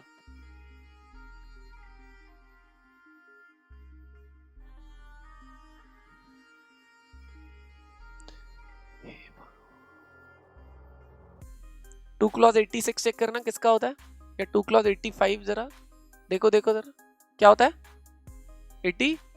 अरे चेक तो करो, ऐसे मत बताओ तुम, मुझे विश्वास नहीं है तुम्हारे ऊपर। करदम के पास किताब है भाई, 2 क्लॉज 85 चेक कर ले करदम क्या होता है। 2 क्लॉज 86 होता है सब्सिडरी का, 2 क्लॉज 85 होता है स्मॉल का। आरती जी एकदम मोबाइल पे चेक कर। आरती जी करो करो करो। अरे मुझे विश्वास नहीं है तुम लोग पे भाई, तुम बेकार लोग हो भाई, मैं नहीं खेल रहा तुम्हारे साथ भाई। क्या है यही 85? अच्छा चलो, मुझे थोड़ा थोड़ा आता है भाई। हाँ, तुम्हारे साथ रह के भी मैं बेकार नहीं हुआ भाई। Small company is a private company. Small company is a क्या? Private company in which paid up share capital shall not exceed ₹4 crore and turnover shall not exceed ₹40 crore. ऐसा ही कुछ था। अरे बोल दो भाई, सच बता दो यार, पता है तुम्हें ऐसा? हे भगवान, कहां फंसा दिया। ऑनलाइन स्टूडेंट देख रहे हो तुम लोग। चलो sir, paid up share capital shall not exceed 4 crore or such higher amount as may prescribed not exceeding ₹10 crores and turnover shall not exceed ₹40 crores or such higher amount as may prescribed not exceeding ₹100 crore। लेकिन आज जो limit है वो 4 और 40 है भाई। क्या है? 4 और 40। ठीक है, कोई बात, खुश रहो। लेकिन 3 कंपनीज कभी स्मॉल नहीं होती, होल्डिंग और सब्सिडरी। किसी भी कंपनी की होल्डिंग या सब्सिडरी कंपनी स्मॉल नहीं हो सकती है, एनपीओ स्मॉल नहीं हो सकती, और स्पेशल एक्ट ऑफ पार्लियामेंट से बनी हुई कंपनी भी स्मॉल नहीं हो सकती। तो ये स्मॉल तो होगी नहीं। क्यों नहीं होगी भाई? क्योंकि it is a subsidiary company. It is a क्या? सब्सिडरी। वाह सर, आपको तो आता है सर, हम तो हल्के में ले रहे थे। तो स्मॉल कंपनी नहीं होगी सर। अच्छा, डोरमेंट कंपनी तो बिल्कुल भी नहीं होगी। क्यों नहीं होगी डोरमेंट कंपनी बताओ? क्योंकि पेड अप शेयर कैपिटल और टर्नओवर दिया हुआ है। डोरमेंट कंपनी का सेक्शन 455 होता है। पूछ के मैं अपने आप को शर्मिंदा नहीं करना चाहता हूं। Dormant company means the company which has been incorporated for a future project or to acquire some asset or intellectual property and has no क्या SAT significant accounting transaction or is an inactive company, उसको dormant बोलते हैं। तो ना तो ये small है और ना ही क्या है डोरमेंट। अब आंसर बचा क्या? CFS। सर जब ये स्मॉल नहीं है तो बनवा लेते हैं CFS इससे भाई, आ जाओ। सो इज अ सब्सिडरी तो स्मॉल नहीं होगा, और साथ में क्या नहीं होगा सर? डोरमेंट भी नहीं होगा। तो इसका मतलब सर एग्जम्पशन में नहीं आएगा सर। इसका मतलब सर इसको मैंडेटरली कैश फ्लो स्टेटमेंट बनाना पड़ेगा। ठीक है भाई, तो इसका मतलब पब्लिक की सब्सिडरी है तो पब्लिक ही माना जाएगा, अनलिस्टेड कंपनी है तो किसी भी कैटेगरी ऑफ एग्जम्पशन में नहीं आएगा, ना स्मॉल में आया ना डोरमेंट में आया। स्मॉल या डोरमेंट में आ जाता तो शायद एग्जम्पशन मिल जाता सीएफएस से, लेकिन ना तो स्मॉल में आया ना ही डोरमेंट में आया, तो एग्जम्पशन नहीं मिलेगा। और हाथ जोड़ के प्रार्थना है कि इससे सीएफएस बनवा लीजिए।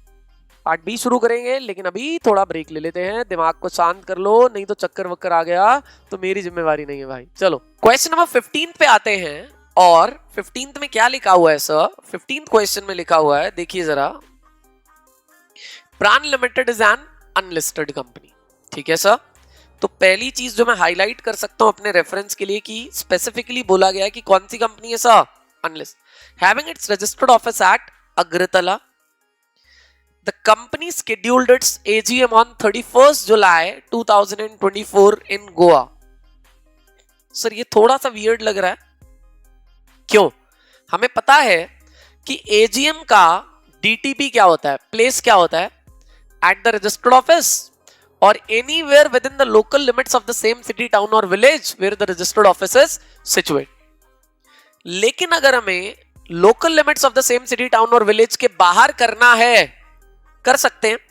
अनलिस्टेड कंपनी के केस में पॉसिबल है इफ प्रायर कॉन्सेंट और consent of 100% of the members has been obtained in writing और बाय इलेक्ट्रॉनिक मोड। अगर 100% ऑफ द मेंबर्स उस कंपनी के 100% मेंबर्स अगर एडवांस में अप्रूवल दे दें, मीटिंग से पहले ही अप्रूवल दे दें कि सर आप अग्रतला की लोकल लिमिट्स के बाहर रख सकते हो, इंडिया में कहीं भी रख सकते हो, तो ये मीटिंग गोवा में पॉसिबल है। I was teaching this chapter in an institute Gurgaon, तो बोला एक स्टूडेंट सर अगर इंडिया के बाहर रखनी है तो क्या रख सकते हैं क्या कभी? सर रख सकते हैं with prior approval of CG, क्योंकि वहां पे लिखा हुआ है कि डे टाइम एंड प्लेस से एग्जाम्पशन देने का पावर पार्लियामेंट ने किसको दे रखा है? Central government. If the company obtains a prior approval of central government then the AGM can even be held outside India. India के बाहर भी हो सकती है, किसका प्रायर अप्रूवल लेके sir? Central government, because central government day से भी आपको एग्जम्प्ट कर सकता है, टाइम से भी एग्जम्प्ट कर सकता है और प्लेस। हाँ, आपको सिटी के बाहर इंडिया में ही रखनी है तो उसके लिए सेंट्रल गवर्नमेंट को सिरदर्द देने की जरूरत नहीं। आप क्या करें, अपने ही मेंबर्स का 100% अप्रूवल ले लें और आप मीटिंग बाहर रख सकते हैं। पक्की बात, कोई दिक्कत नहीं है। चलो ठीक है। The meeting commenced at 3 PM। Goa में मीटिंग थी 3 बजे एंड कंक्लूड हो गई कितने बजे? 6 बजे। हाँ, वर्किंग आवर्स में होनी चाहिए, दैट इज 9 to 6। हाँ, 9 to 6 के बीच में शुरू होनी चाहिए, लेकिन खत्म बाद में भी हो सकती है। कुछ किताबों में 9 to 5 भी लिखा होता है, लेकिन वो भी सही है ना, तो शुरू तो हो ही गई ना 9 to 5 के बीच में, खत्म बाद में भी हो सकती। ये तो सर हम अच्छे से पता है सर। तो अभी टाइम वाला तो ठीक है, लेकिन गोवा वाला ठीक नहीं है। लेकिन अगर अप्रूवल मिल गया एडवांस में तो गोवा वाला भी क्या हो जाएगा? ठीक। It is also provided that by 1st July the company had obtained the written consent from all the members via email. Sir 1st जुलाई को ही, 31st जुलाई की मीटिंग के लिए 1st जुलाई को ही कंपनी ने सभी मेंबर्स का 100% मेंबर्स का प्रायर अप्रूवल ले लिया। कैसे? ईमेल। ईमेल बोले तो क्या? इलेक्ट्रॉनिक मोड से। किससे सर? इलेक्ट्रॉनिक मोड से, ईमेल से।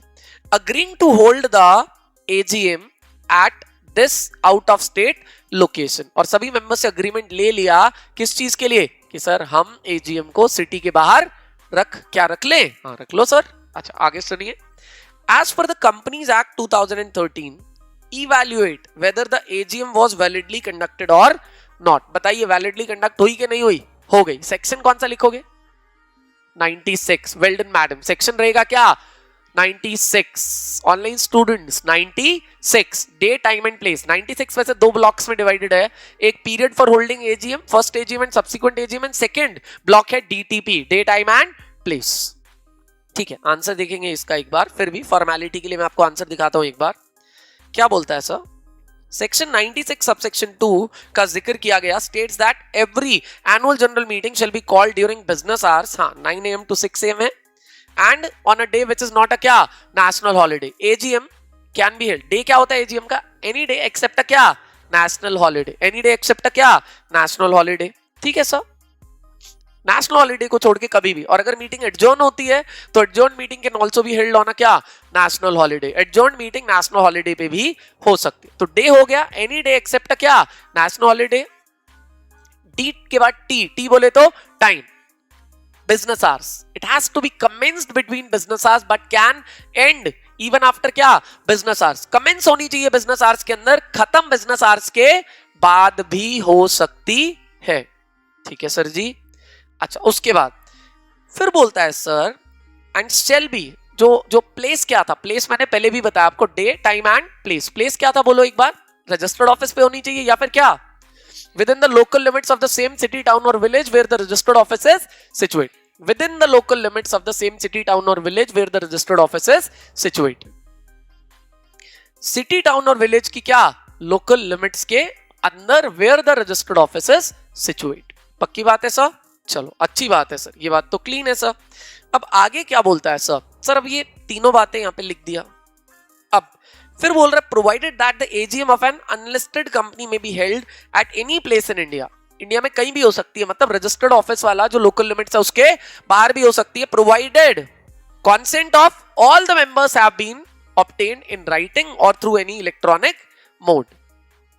आपको एडवांस कंसेंट मिल गया सभी मेंबर्स का, कैसे, इलेक्ट्रॉनिक मोड से या राइटिंग में। उसके बाद इन द गिवन केस, ये जो प्राण लिमिटेड है अनलिस्टेड कंपनी, सभी मेंबर्स का कंसेंट मिल गया कि गोवा में मीटिंग कर लो, तो मीटिंग क्या होगी सर, वैलिड। पक्का 100% सर। चलिए अगले क्वेश्चन पे आते हैं विदाउट वेस्टिंग एनी टाइम, क्योंकि आज हमें इसको खत्म करना है, बहुत आराम से हो जाएगा। आइए देखते हैं सर। इसके बाद क्वेश्चंस, 2 क्वेश्चंस आपको एलएलपी का भी मिलेगा, तो यू विल फील गुड। एक ही क्वेश्चन है, चलो कोई बात नहीं, बी हैप्पी। देखो ध्यान से सुनो, पहले हम बात करेंगे किसकी, हम बात करेंगे 16th क्वेश्चन की। ध्यान से सुनिए भाई, कॉन्सेंट्रेट करो, आ जाओ। देखो, HD Software Limited is engaged in the business of providing क्या, software services. Sir HD Software Limited है और बताओ, मुझे बताओ कौन सा बिजनेस कर रहा है वो, सॉफ्टवेयर सर्विसेज। मतलब सर एक एचडी सॉफ्टवेयर है, सॉफ्टवेयर बनाता है सर टीसीएस की तरह, है ना, टाटा टेक की तरह, है ना। आइए देखते हैं। The company obtained its statutory auditors, या company appointed its statutory auditors but not the first auditor. First नहीं, सब्सिक्वेंट है। क्या है, सब्सिक्वेंट। फर्स्ट ऑडिटर आपको पता है सर, यहां पे एचडी सॉफ्टवेयर लिमिटेड है, कुछ नहीं लिखा, तो मैं इसे क्या मानूंगा, अदर देन गवर्नमेंट मानूंगा। क्या मानूंगा सर, अदर देन गवर्नमेंट। क्योंकि आप भूल गए लेकिन मैं नहीं भूलता कि सर जो भी प्रोविजन था हमारा अपॉइंटमेंट का, रेम्यूनरेशन का, वो government and other than government company में स्प्लिट था, डिवाइडेड था सर। तो हमारा बीच में क्लैश या डिस्प्यूट ना हो, इसीलिए मैं पहले ही बता दूं आपको कि सर जब कुछ जानकारी नहीं है तो ट्रीट दैट कंपनी एज क्या, other than government company. Treat that company as क्या, अदर देन गवर्नमेंट कंपनी। आपने उसको other than government company treat किया, और वैसे भी कुछ नहीं लिखा गवर्नमेंट कंपनी, तो मानेंगे अदर देन गवर्नमेंट कंपनी। अब मुझे एक बात बता दो जल्दी से, अदर देन गवर्नमेंट कंपनी में फर्स्ट ऑडिटर कौन अपॉइंट करता है सर? इतनी पुरानी बात तो हमें क्या याद होगी sir, by board of directors within 30 days, और इन केस ऑफ क्या, in case of failure by members within 90 days. 90 days मतलब next 60 days, 90 days of incorporation, that is within next 60 days, तो 30-60। ठीक है, ऐसा था हमारा first auditor का अपॉइंटमेंट। ठीक है भाई। अच्छा आगे क्या बोलता है अभी। अच्छा, सब्सिक्वेंट ऑडिटर तो 5 साल के लिए अपॉइंट होता है, उसकी कोई बात ही नहीं। वो कहां पे, एजीएम पे, 1st, 6th, 11th, हर 5 साल में अपॉइंटमेंट होता है। लेकिन कहां पे होता है, एजीएम।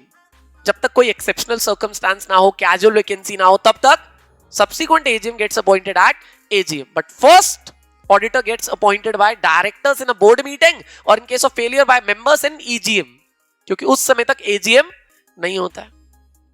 भाई कुछ याद आ रहा है ना, याद आ रहा है सर, शक्लों से नहीं लग रहा है तुम्हारी, देखो कैसे मासूम सी शक्लें हैं सर, हमें नहीं पता सर, माफ कर दीजिए, हमको माफ कर दीजिए सर, ऐसी शक्लें तुम्हारी सर। आओ इधर देखो, ध्यान से गौर कीजिए सर, टीसी बिना टिकट के पकड़ लेता है ना जब, वैसी शक्ल बना रखी है। आओ देखते हैं, ध्यान से सुनी, गौर करते हैं sir. The board of directors of the company informed the क्या, auditor, that the fees shall be fixed by board of directors only.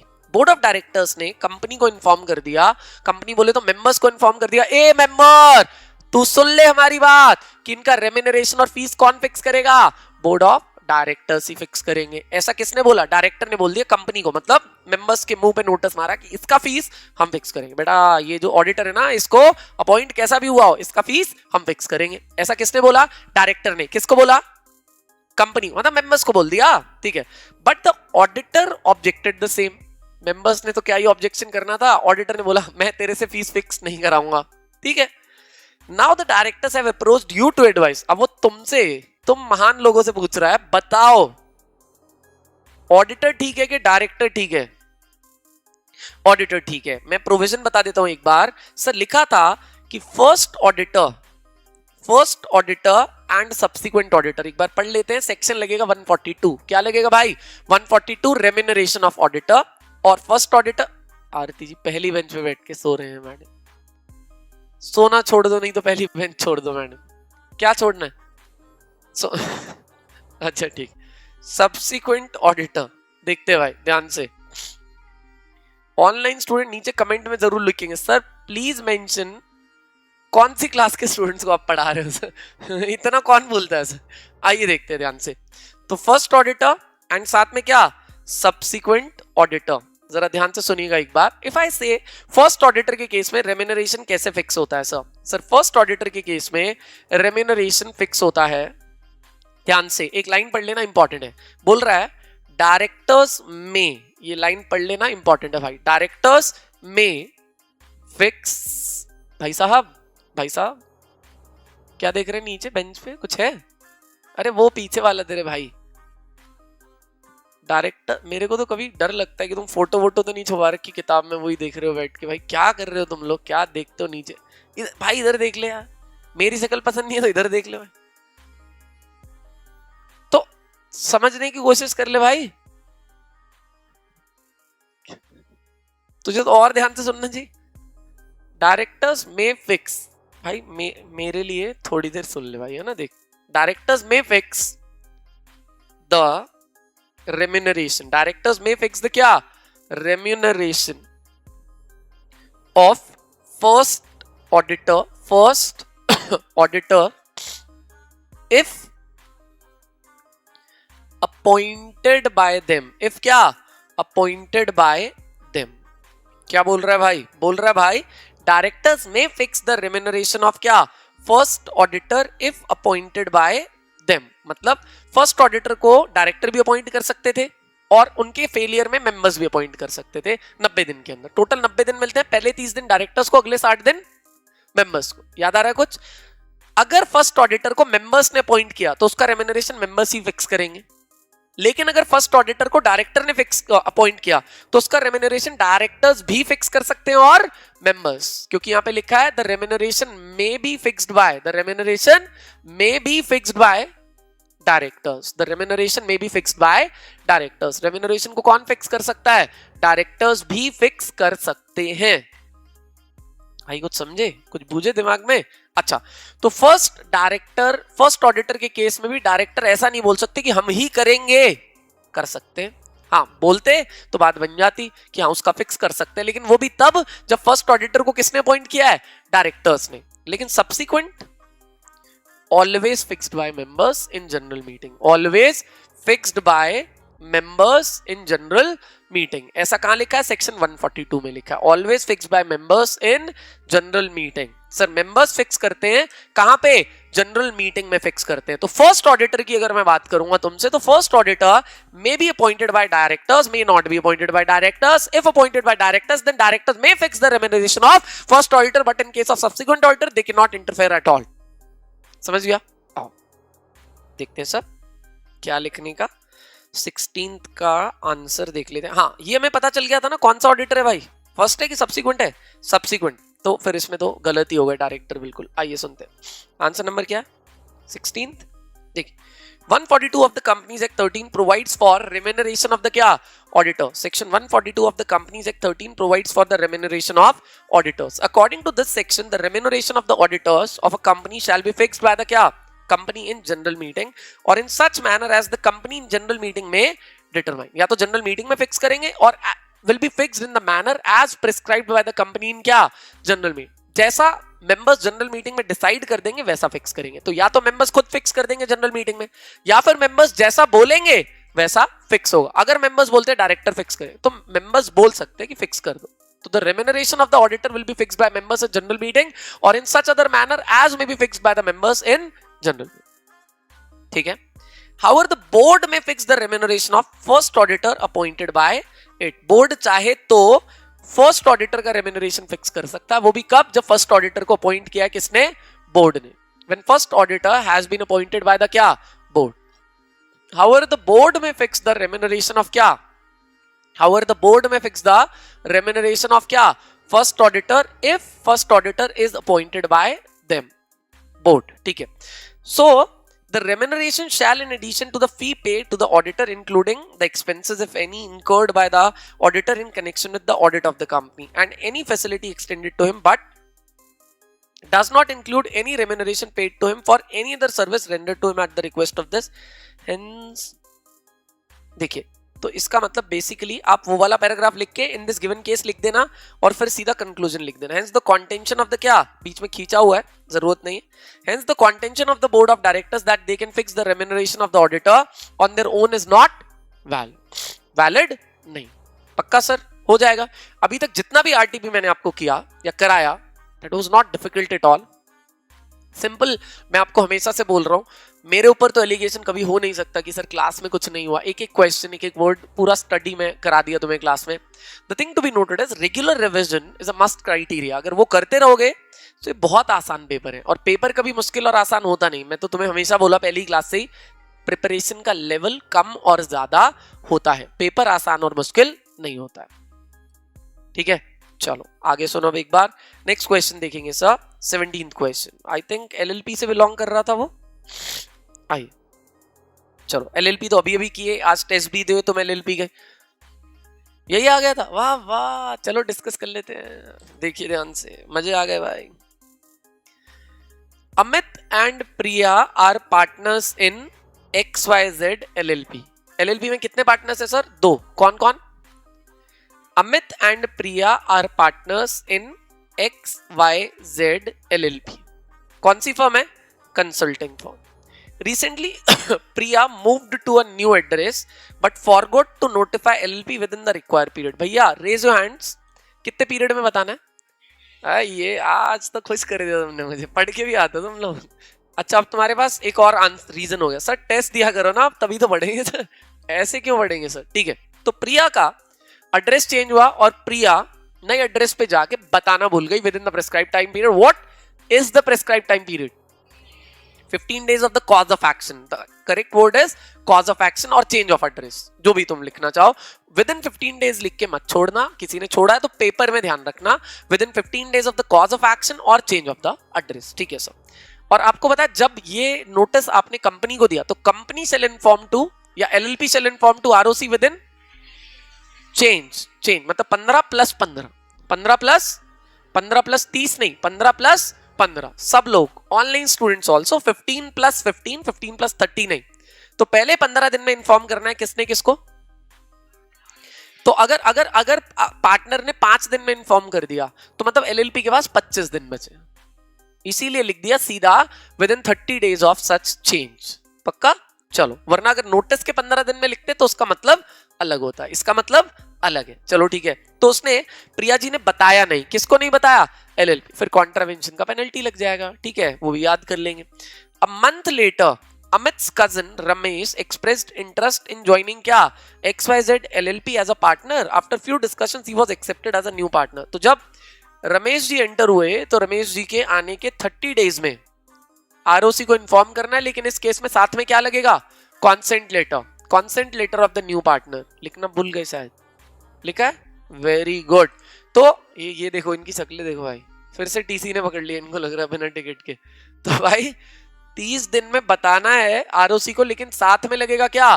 Consent letter of the new admitted partner और न्यूली एडमिटेड पार्टनर। सर नए partner का लगेगा consent letter. ठीक है भाई, तुम्हारे साथ टीचर भी भूलने वाला होना चाहिए था भाई। तो 30 दिन तो कॉन्सेंट लेटर तो गायब ही हो जाता है, एग्जाम से ही गायब हो जाता है भाई। तो क्या है सर, तो 2 मिस्टेक हो गई। एक अभी मिस्टेक क्या, मिस्टेक तो एक हुई, प्रिया जी ने बताया नहीं। दूसरा तो अभी बस ये बताया कि रमेश जी ने ज्वाइन किया। ठीक है। However XYZ Limited did not immediately update the क्या registrar of companies regarding Priya's address. अरे भैया जब प्रिया ने नहीं बताया तो LLP कैसे बताएगा? तो XYZ LLP ने प्रिया के बारे में भी नहीं बताया या फिर रमेश जी के एडमिशन के बारे में भी नहीं बताया। 2 months after Ramesh joined, the LLP filed notice to with the क्या ROC about these क्या change। 2 महीने के बाद, ज्वाइनिंग के 2 महीने के बाद भैया, पहले नोटिस वो जो एड्रेस चेंज हो गया था वो तो पहले ही हो गया था, ज्वाइनिंग उसके बाद हुई, ज्वाइनिंग के भी 2 महीने के बाद बताया, तो ये तो डिफॉल्ट हो गया ना भाई। ठीक है, सुनते। So advise LLP about the default on part of the LLP about the non-compliance in respect of the following: प्रिया का एड्रेस एंड रमेश जी का एडमिशन। तो ठीक है, अगला क्वेश्चन फिर करेंगे अभी आगे, लेकिन पहले इसको समझ लेते हैं। क्या लिखेंगे सर? सेक्शन याद है तो बहुत अच्छा, नहीं याद है तो as per the provisions of LLP act 2008। Section क्या था वैसे? क्या बात है, इसमें भी लड़ लो भाई आपस में। चलो ठीक है, सुनो। तो सर पहले लिखेंगे every partner in case of change of his name, address or any other particulars already filed with LLP, he has to inform LLP within 15 days of such change. 15 days of such change. And the LLP has to inform ROC within 30 days of such change. Second point, in case of admission of a new partner, the LLP is liable to inform the क्या ROC within 30 days of the admission along with a consent letter filed by और submitted by the क्या newly admitted partner. Newly admitted partner ने जो consent letter file किया था उसके साथ 30 दिन में जो इंटीमेशन दोगे आरओसी को, उसमें न्यूली एडमिटेड पार्टनर का क्या लगेगा सर? कॉन्सेंट लेटर लगेगा। न्यूली एडमिटेड पार्टनर का लगेगा क्या? Consent letter. समझ में आ गई बात सर? सर हमें समझ में आ गई सर। अच्छा, इसके बाद आगे क्या बोलता है सर? सर इसके बाद आगे बोलता है नेक्स्ट में सर, ठीक है, अब ये आंसर पढ़ लेते हैं एक बार कि अगर डिफॉल्ट हुआ तो कितना पेनल्टी लग जाएगा। जरा ध्यान से सुन लीजिए, एक बार गौर कीजिए सर। देखिए सर, बोलता है sir according to section 25 of LLP, sir every partner shall inform the LLP, अगर उसका नेम एड्रेस चेंज हुआ है कितने दिन में सर? 15 दिन में। और फिर आगे क्या बोलता है सर? आगे बोलता है सर अ LLP शैल, जहां पे एक person ceases to be a partner, notice file करेगा 30 दिन में, और पार्टनर बना है तो भी नोटिस फाइल करेगा कितने दिन में सर? 30 दिन। तो बेसिकली सर अगर सीज हुआ है तो भी 30 दिन में फाइल करना है, नेम एड्रेस में चेंज हुआ है तो भी 30 दिन में फाइल करना है, और अगर एडमिट हुआ है, एडमिट, तो भी कितने दिन में फाइल करना है? 30 दिन। लेकिन उसमें क्या फाइल होगा? उसका कॉन्सेंट। तो तुम लोग ज्यादा मत लिखना, सिर्फ एडमिशन वाली बात लिख देना और चेंज इन पर्टिकुलर्स वाली बात लिख लेना। उसके बाद प्रिया एड्रेस चेंज कितने दिन में बताना है उसको? 15 दिन। और 30 दिन में कौन बताएगा? ठीक है। उसके बाद रमेश का एडमिशन हुआ, वो भी कितने दिन में बताना है सर? 30 दिन। वरना दोनों केस में क्या माना जाएगा? डिफॉल्ट। पक्की बात है सर? चलो ठीक है, डन। तो ये हुआ हमारा कंपनीज एक्ट खत्म। अब हम बात करेंगे एक बार जल्दी से अदर लॉज की, फटाफट से सर। जिन स्टूडेंट्स ने टॉपिक नहीं भी किया, एक बार मेरी बात सुन लो फटाफट से सर, और फिर हम बात करेंगे आगे की। करेक्ट है सर? चलो एक बार देखते हैं सर, गौर कीजिए सर क्या लिखा है, आइए देखते हैं सर, समझिए सर। तो हमारे पास कितने क्वेश्चंस कवर हो गए सर? 17 क्वेश्चंस कवर हो गए, including objective and subjective.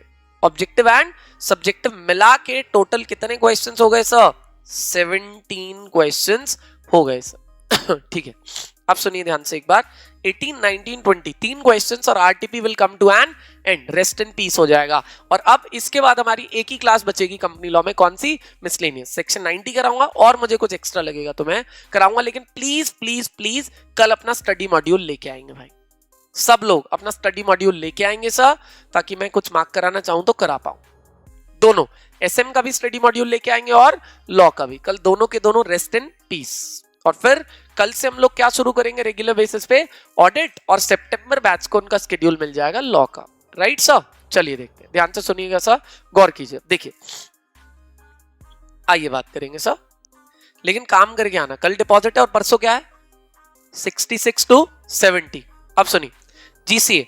Sir GCA general clauses act 1897। सब लोगों को एक बार बता दूं, बस सुन लो ध्यान से last 15-20 minutes. Sir if I से जीसीए जनरल क्लॉजेज एक्ट 1897, तो ये क्या होता है सर? ये होता है सर हमारे पास वोकैबुलरी और डिक्शनरी। क्या होता है सर? वोकैबुलरी और डिक्शनरी। डिक्शनरी कब होता है सर ये? सर ये कब यूज करते हैं हम? सर ये यूज करते हैं हम लोग if any word has been given in an act but has been not been defined, तो उसका मीनिंग और एक्सप्लेनेशन लेने के लिए हम कहां से रेफर करते हैं सर? जीसी। लेकिन मैंने जब ये चैप्टर कराया था तो आपको बताया था कि if a particular word is there and has been defined in the central act, तो central act will prevail over क्या?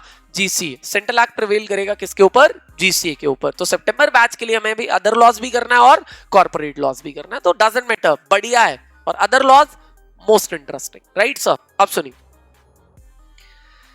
सुनिए क्या लिखा है। The parliament recently passed the environment protection amendment act 2024। Parliament ने रिसेंटली क्या पास किया sir? Sir recently pass किया एक environment protection amendment act 2024। Ola वाले सर सोना नहीं भाई, सुनो। To strengthen the regulations on क्या?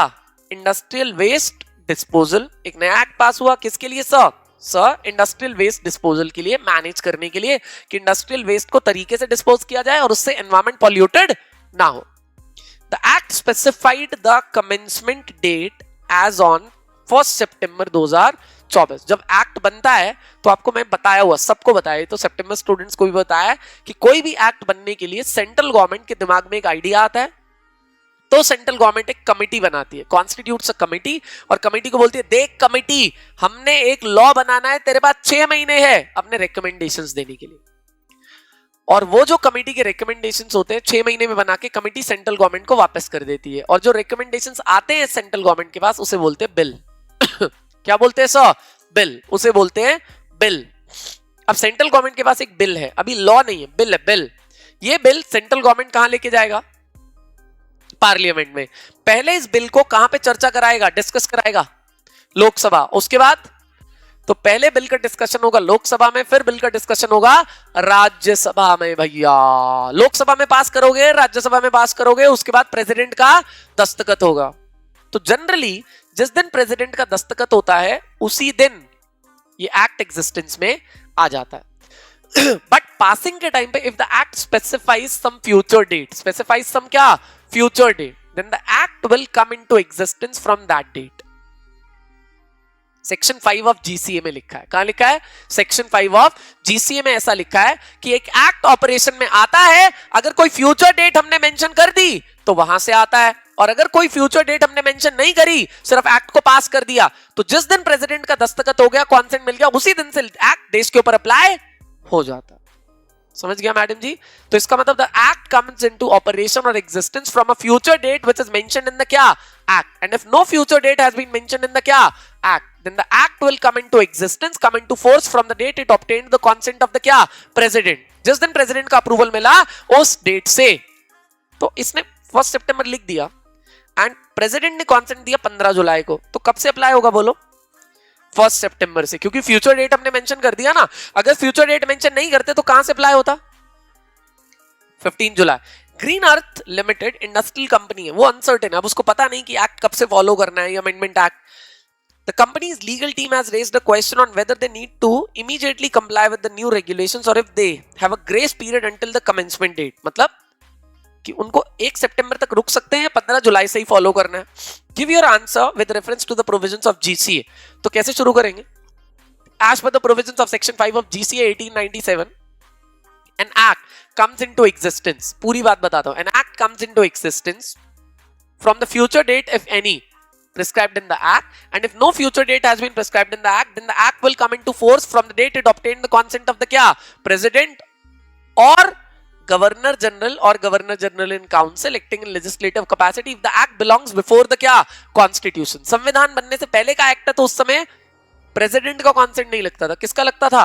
गवर्नर जनरल का लगता था। तो ये पूरी बात सेक्शन 5 में लिखी है। हालांकि अभी गवर्नर जनरल काम नहीं आएगा, लेकिन प्रोविजन में तो लिखना ही पड़ेगा। Online students also listen it very very carefully sir, वो डिस्क्रिप्शन तो लिखना ही पड़ेगा ना जनाब, पूरा आंसर लिखना पड़ेगा, तभी एग्जामिनर पूरे नंबर देगा।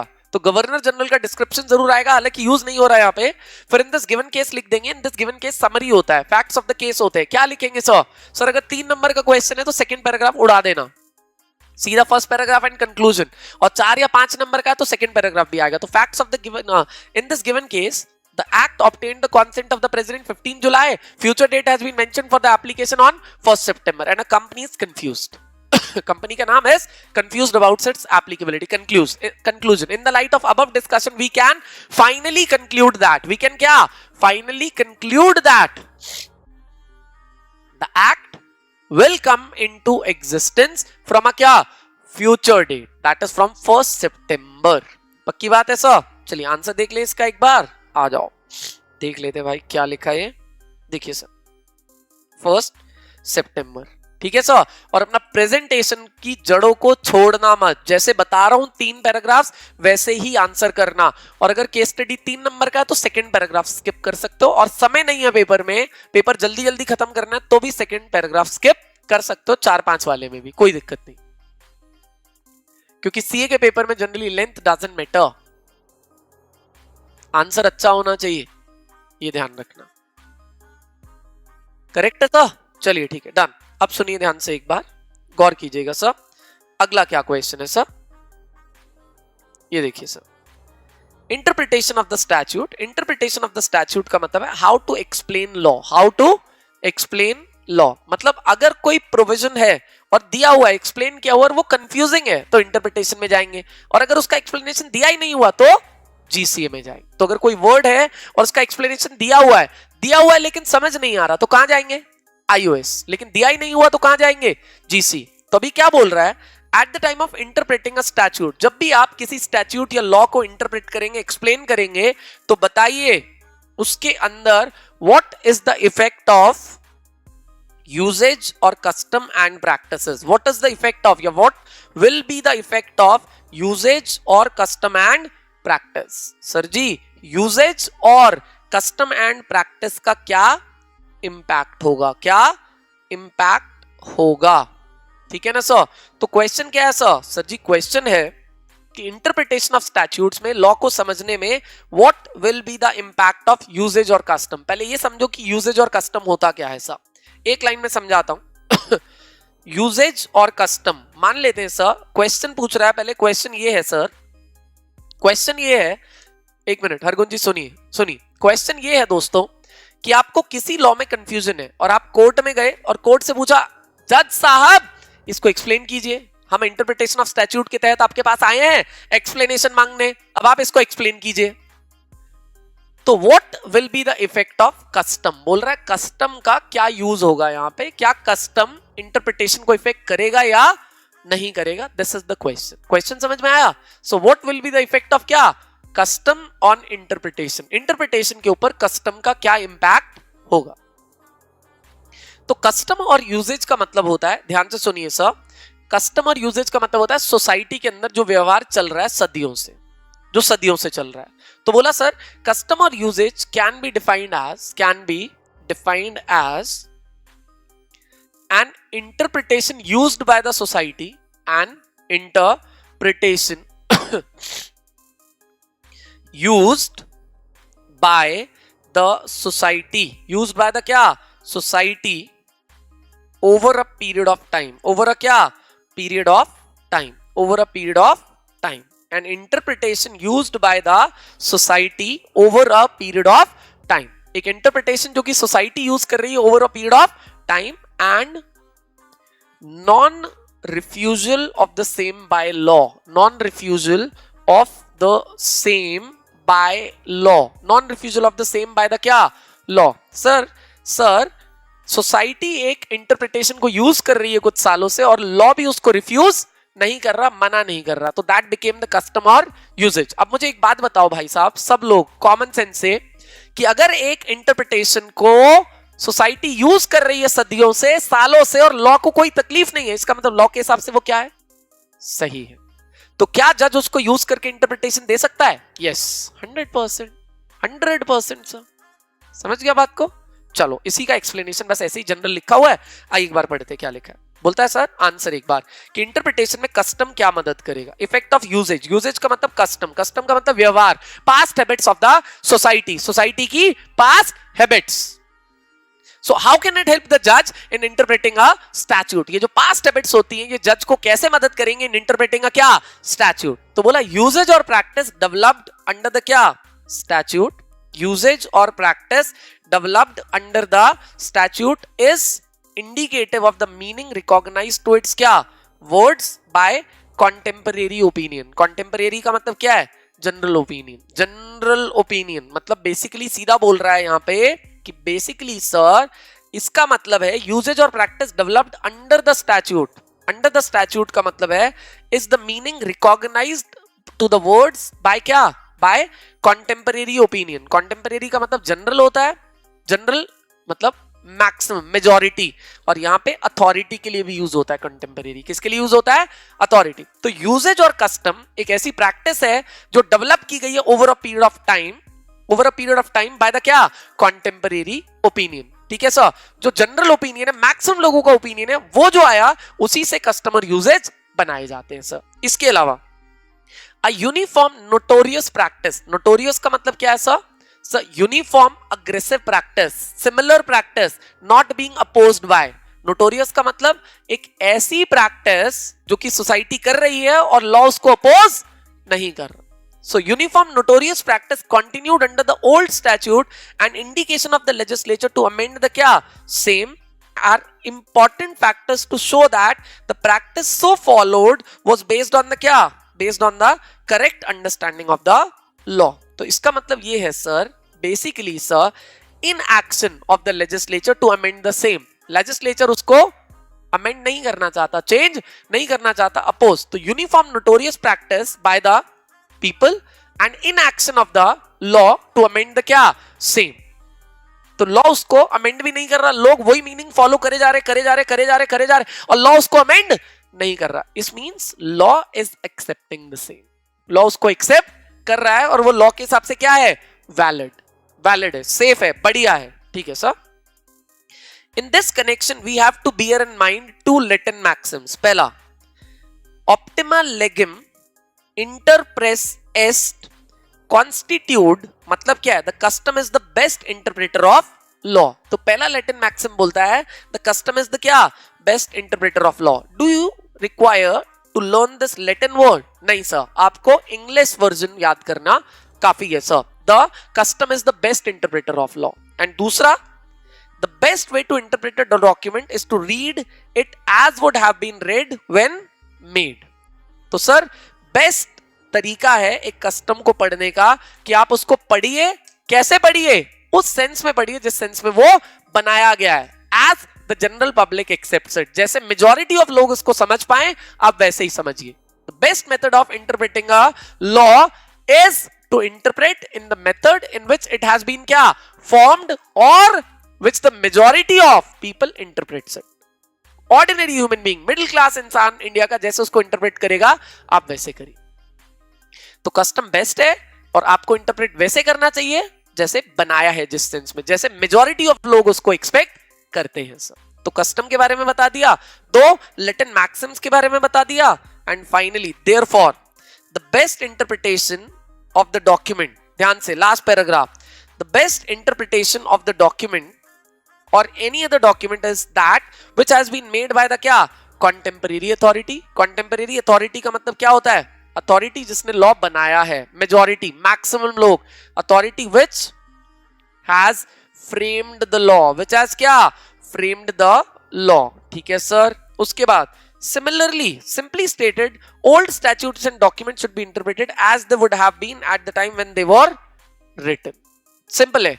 तो कुछ नहीं, बार बार एक ही लाइन में बोल रहा है। पहले याद करने का तरीका, यूजेज को और कस्टम का मतलब बता देना, दो लैटिन मैक्सिम बता देना, और फिर सीधा बोल देना कि जिस तरीके से बनाए गए थे उसी तरीके से क्या करेंगे? Interpret. Over and out. Right sir. एक आखिरी क्वेश्चन पढ़ेंगे एंड विल बी फ्री। देखिए क्या लिखा हुआ है सर, गौर कीजिए सर। आई बोलता है sir foreign exchange management act 1999, foreign exchange management act 1999, this is the last question you are having sir, usages और कस्टम में पहले यूजेज और कस्टम को डिफाइन कर देना. यूजेज और custom is interpretation and inaction of the law to amend it. और फिर दो लेटन मैक्सिम क्या बोलते हैं, एक कि कस्टम बेस्ट इंटरप्रेटर होता है और you have to understood law as how it has been क्या फ्रेम.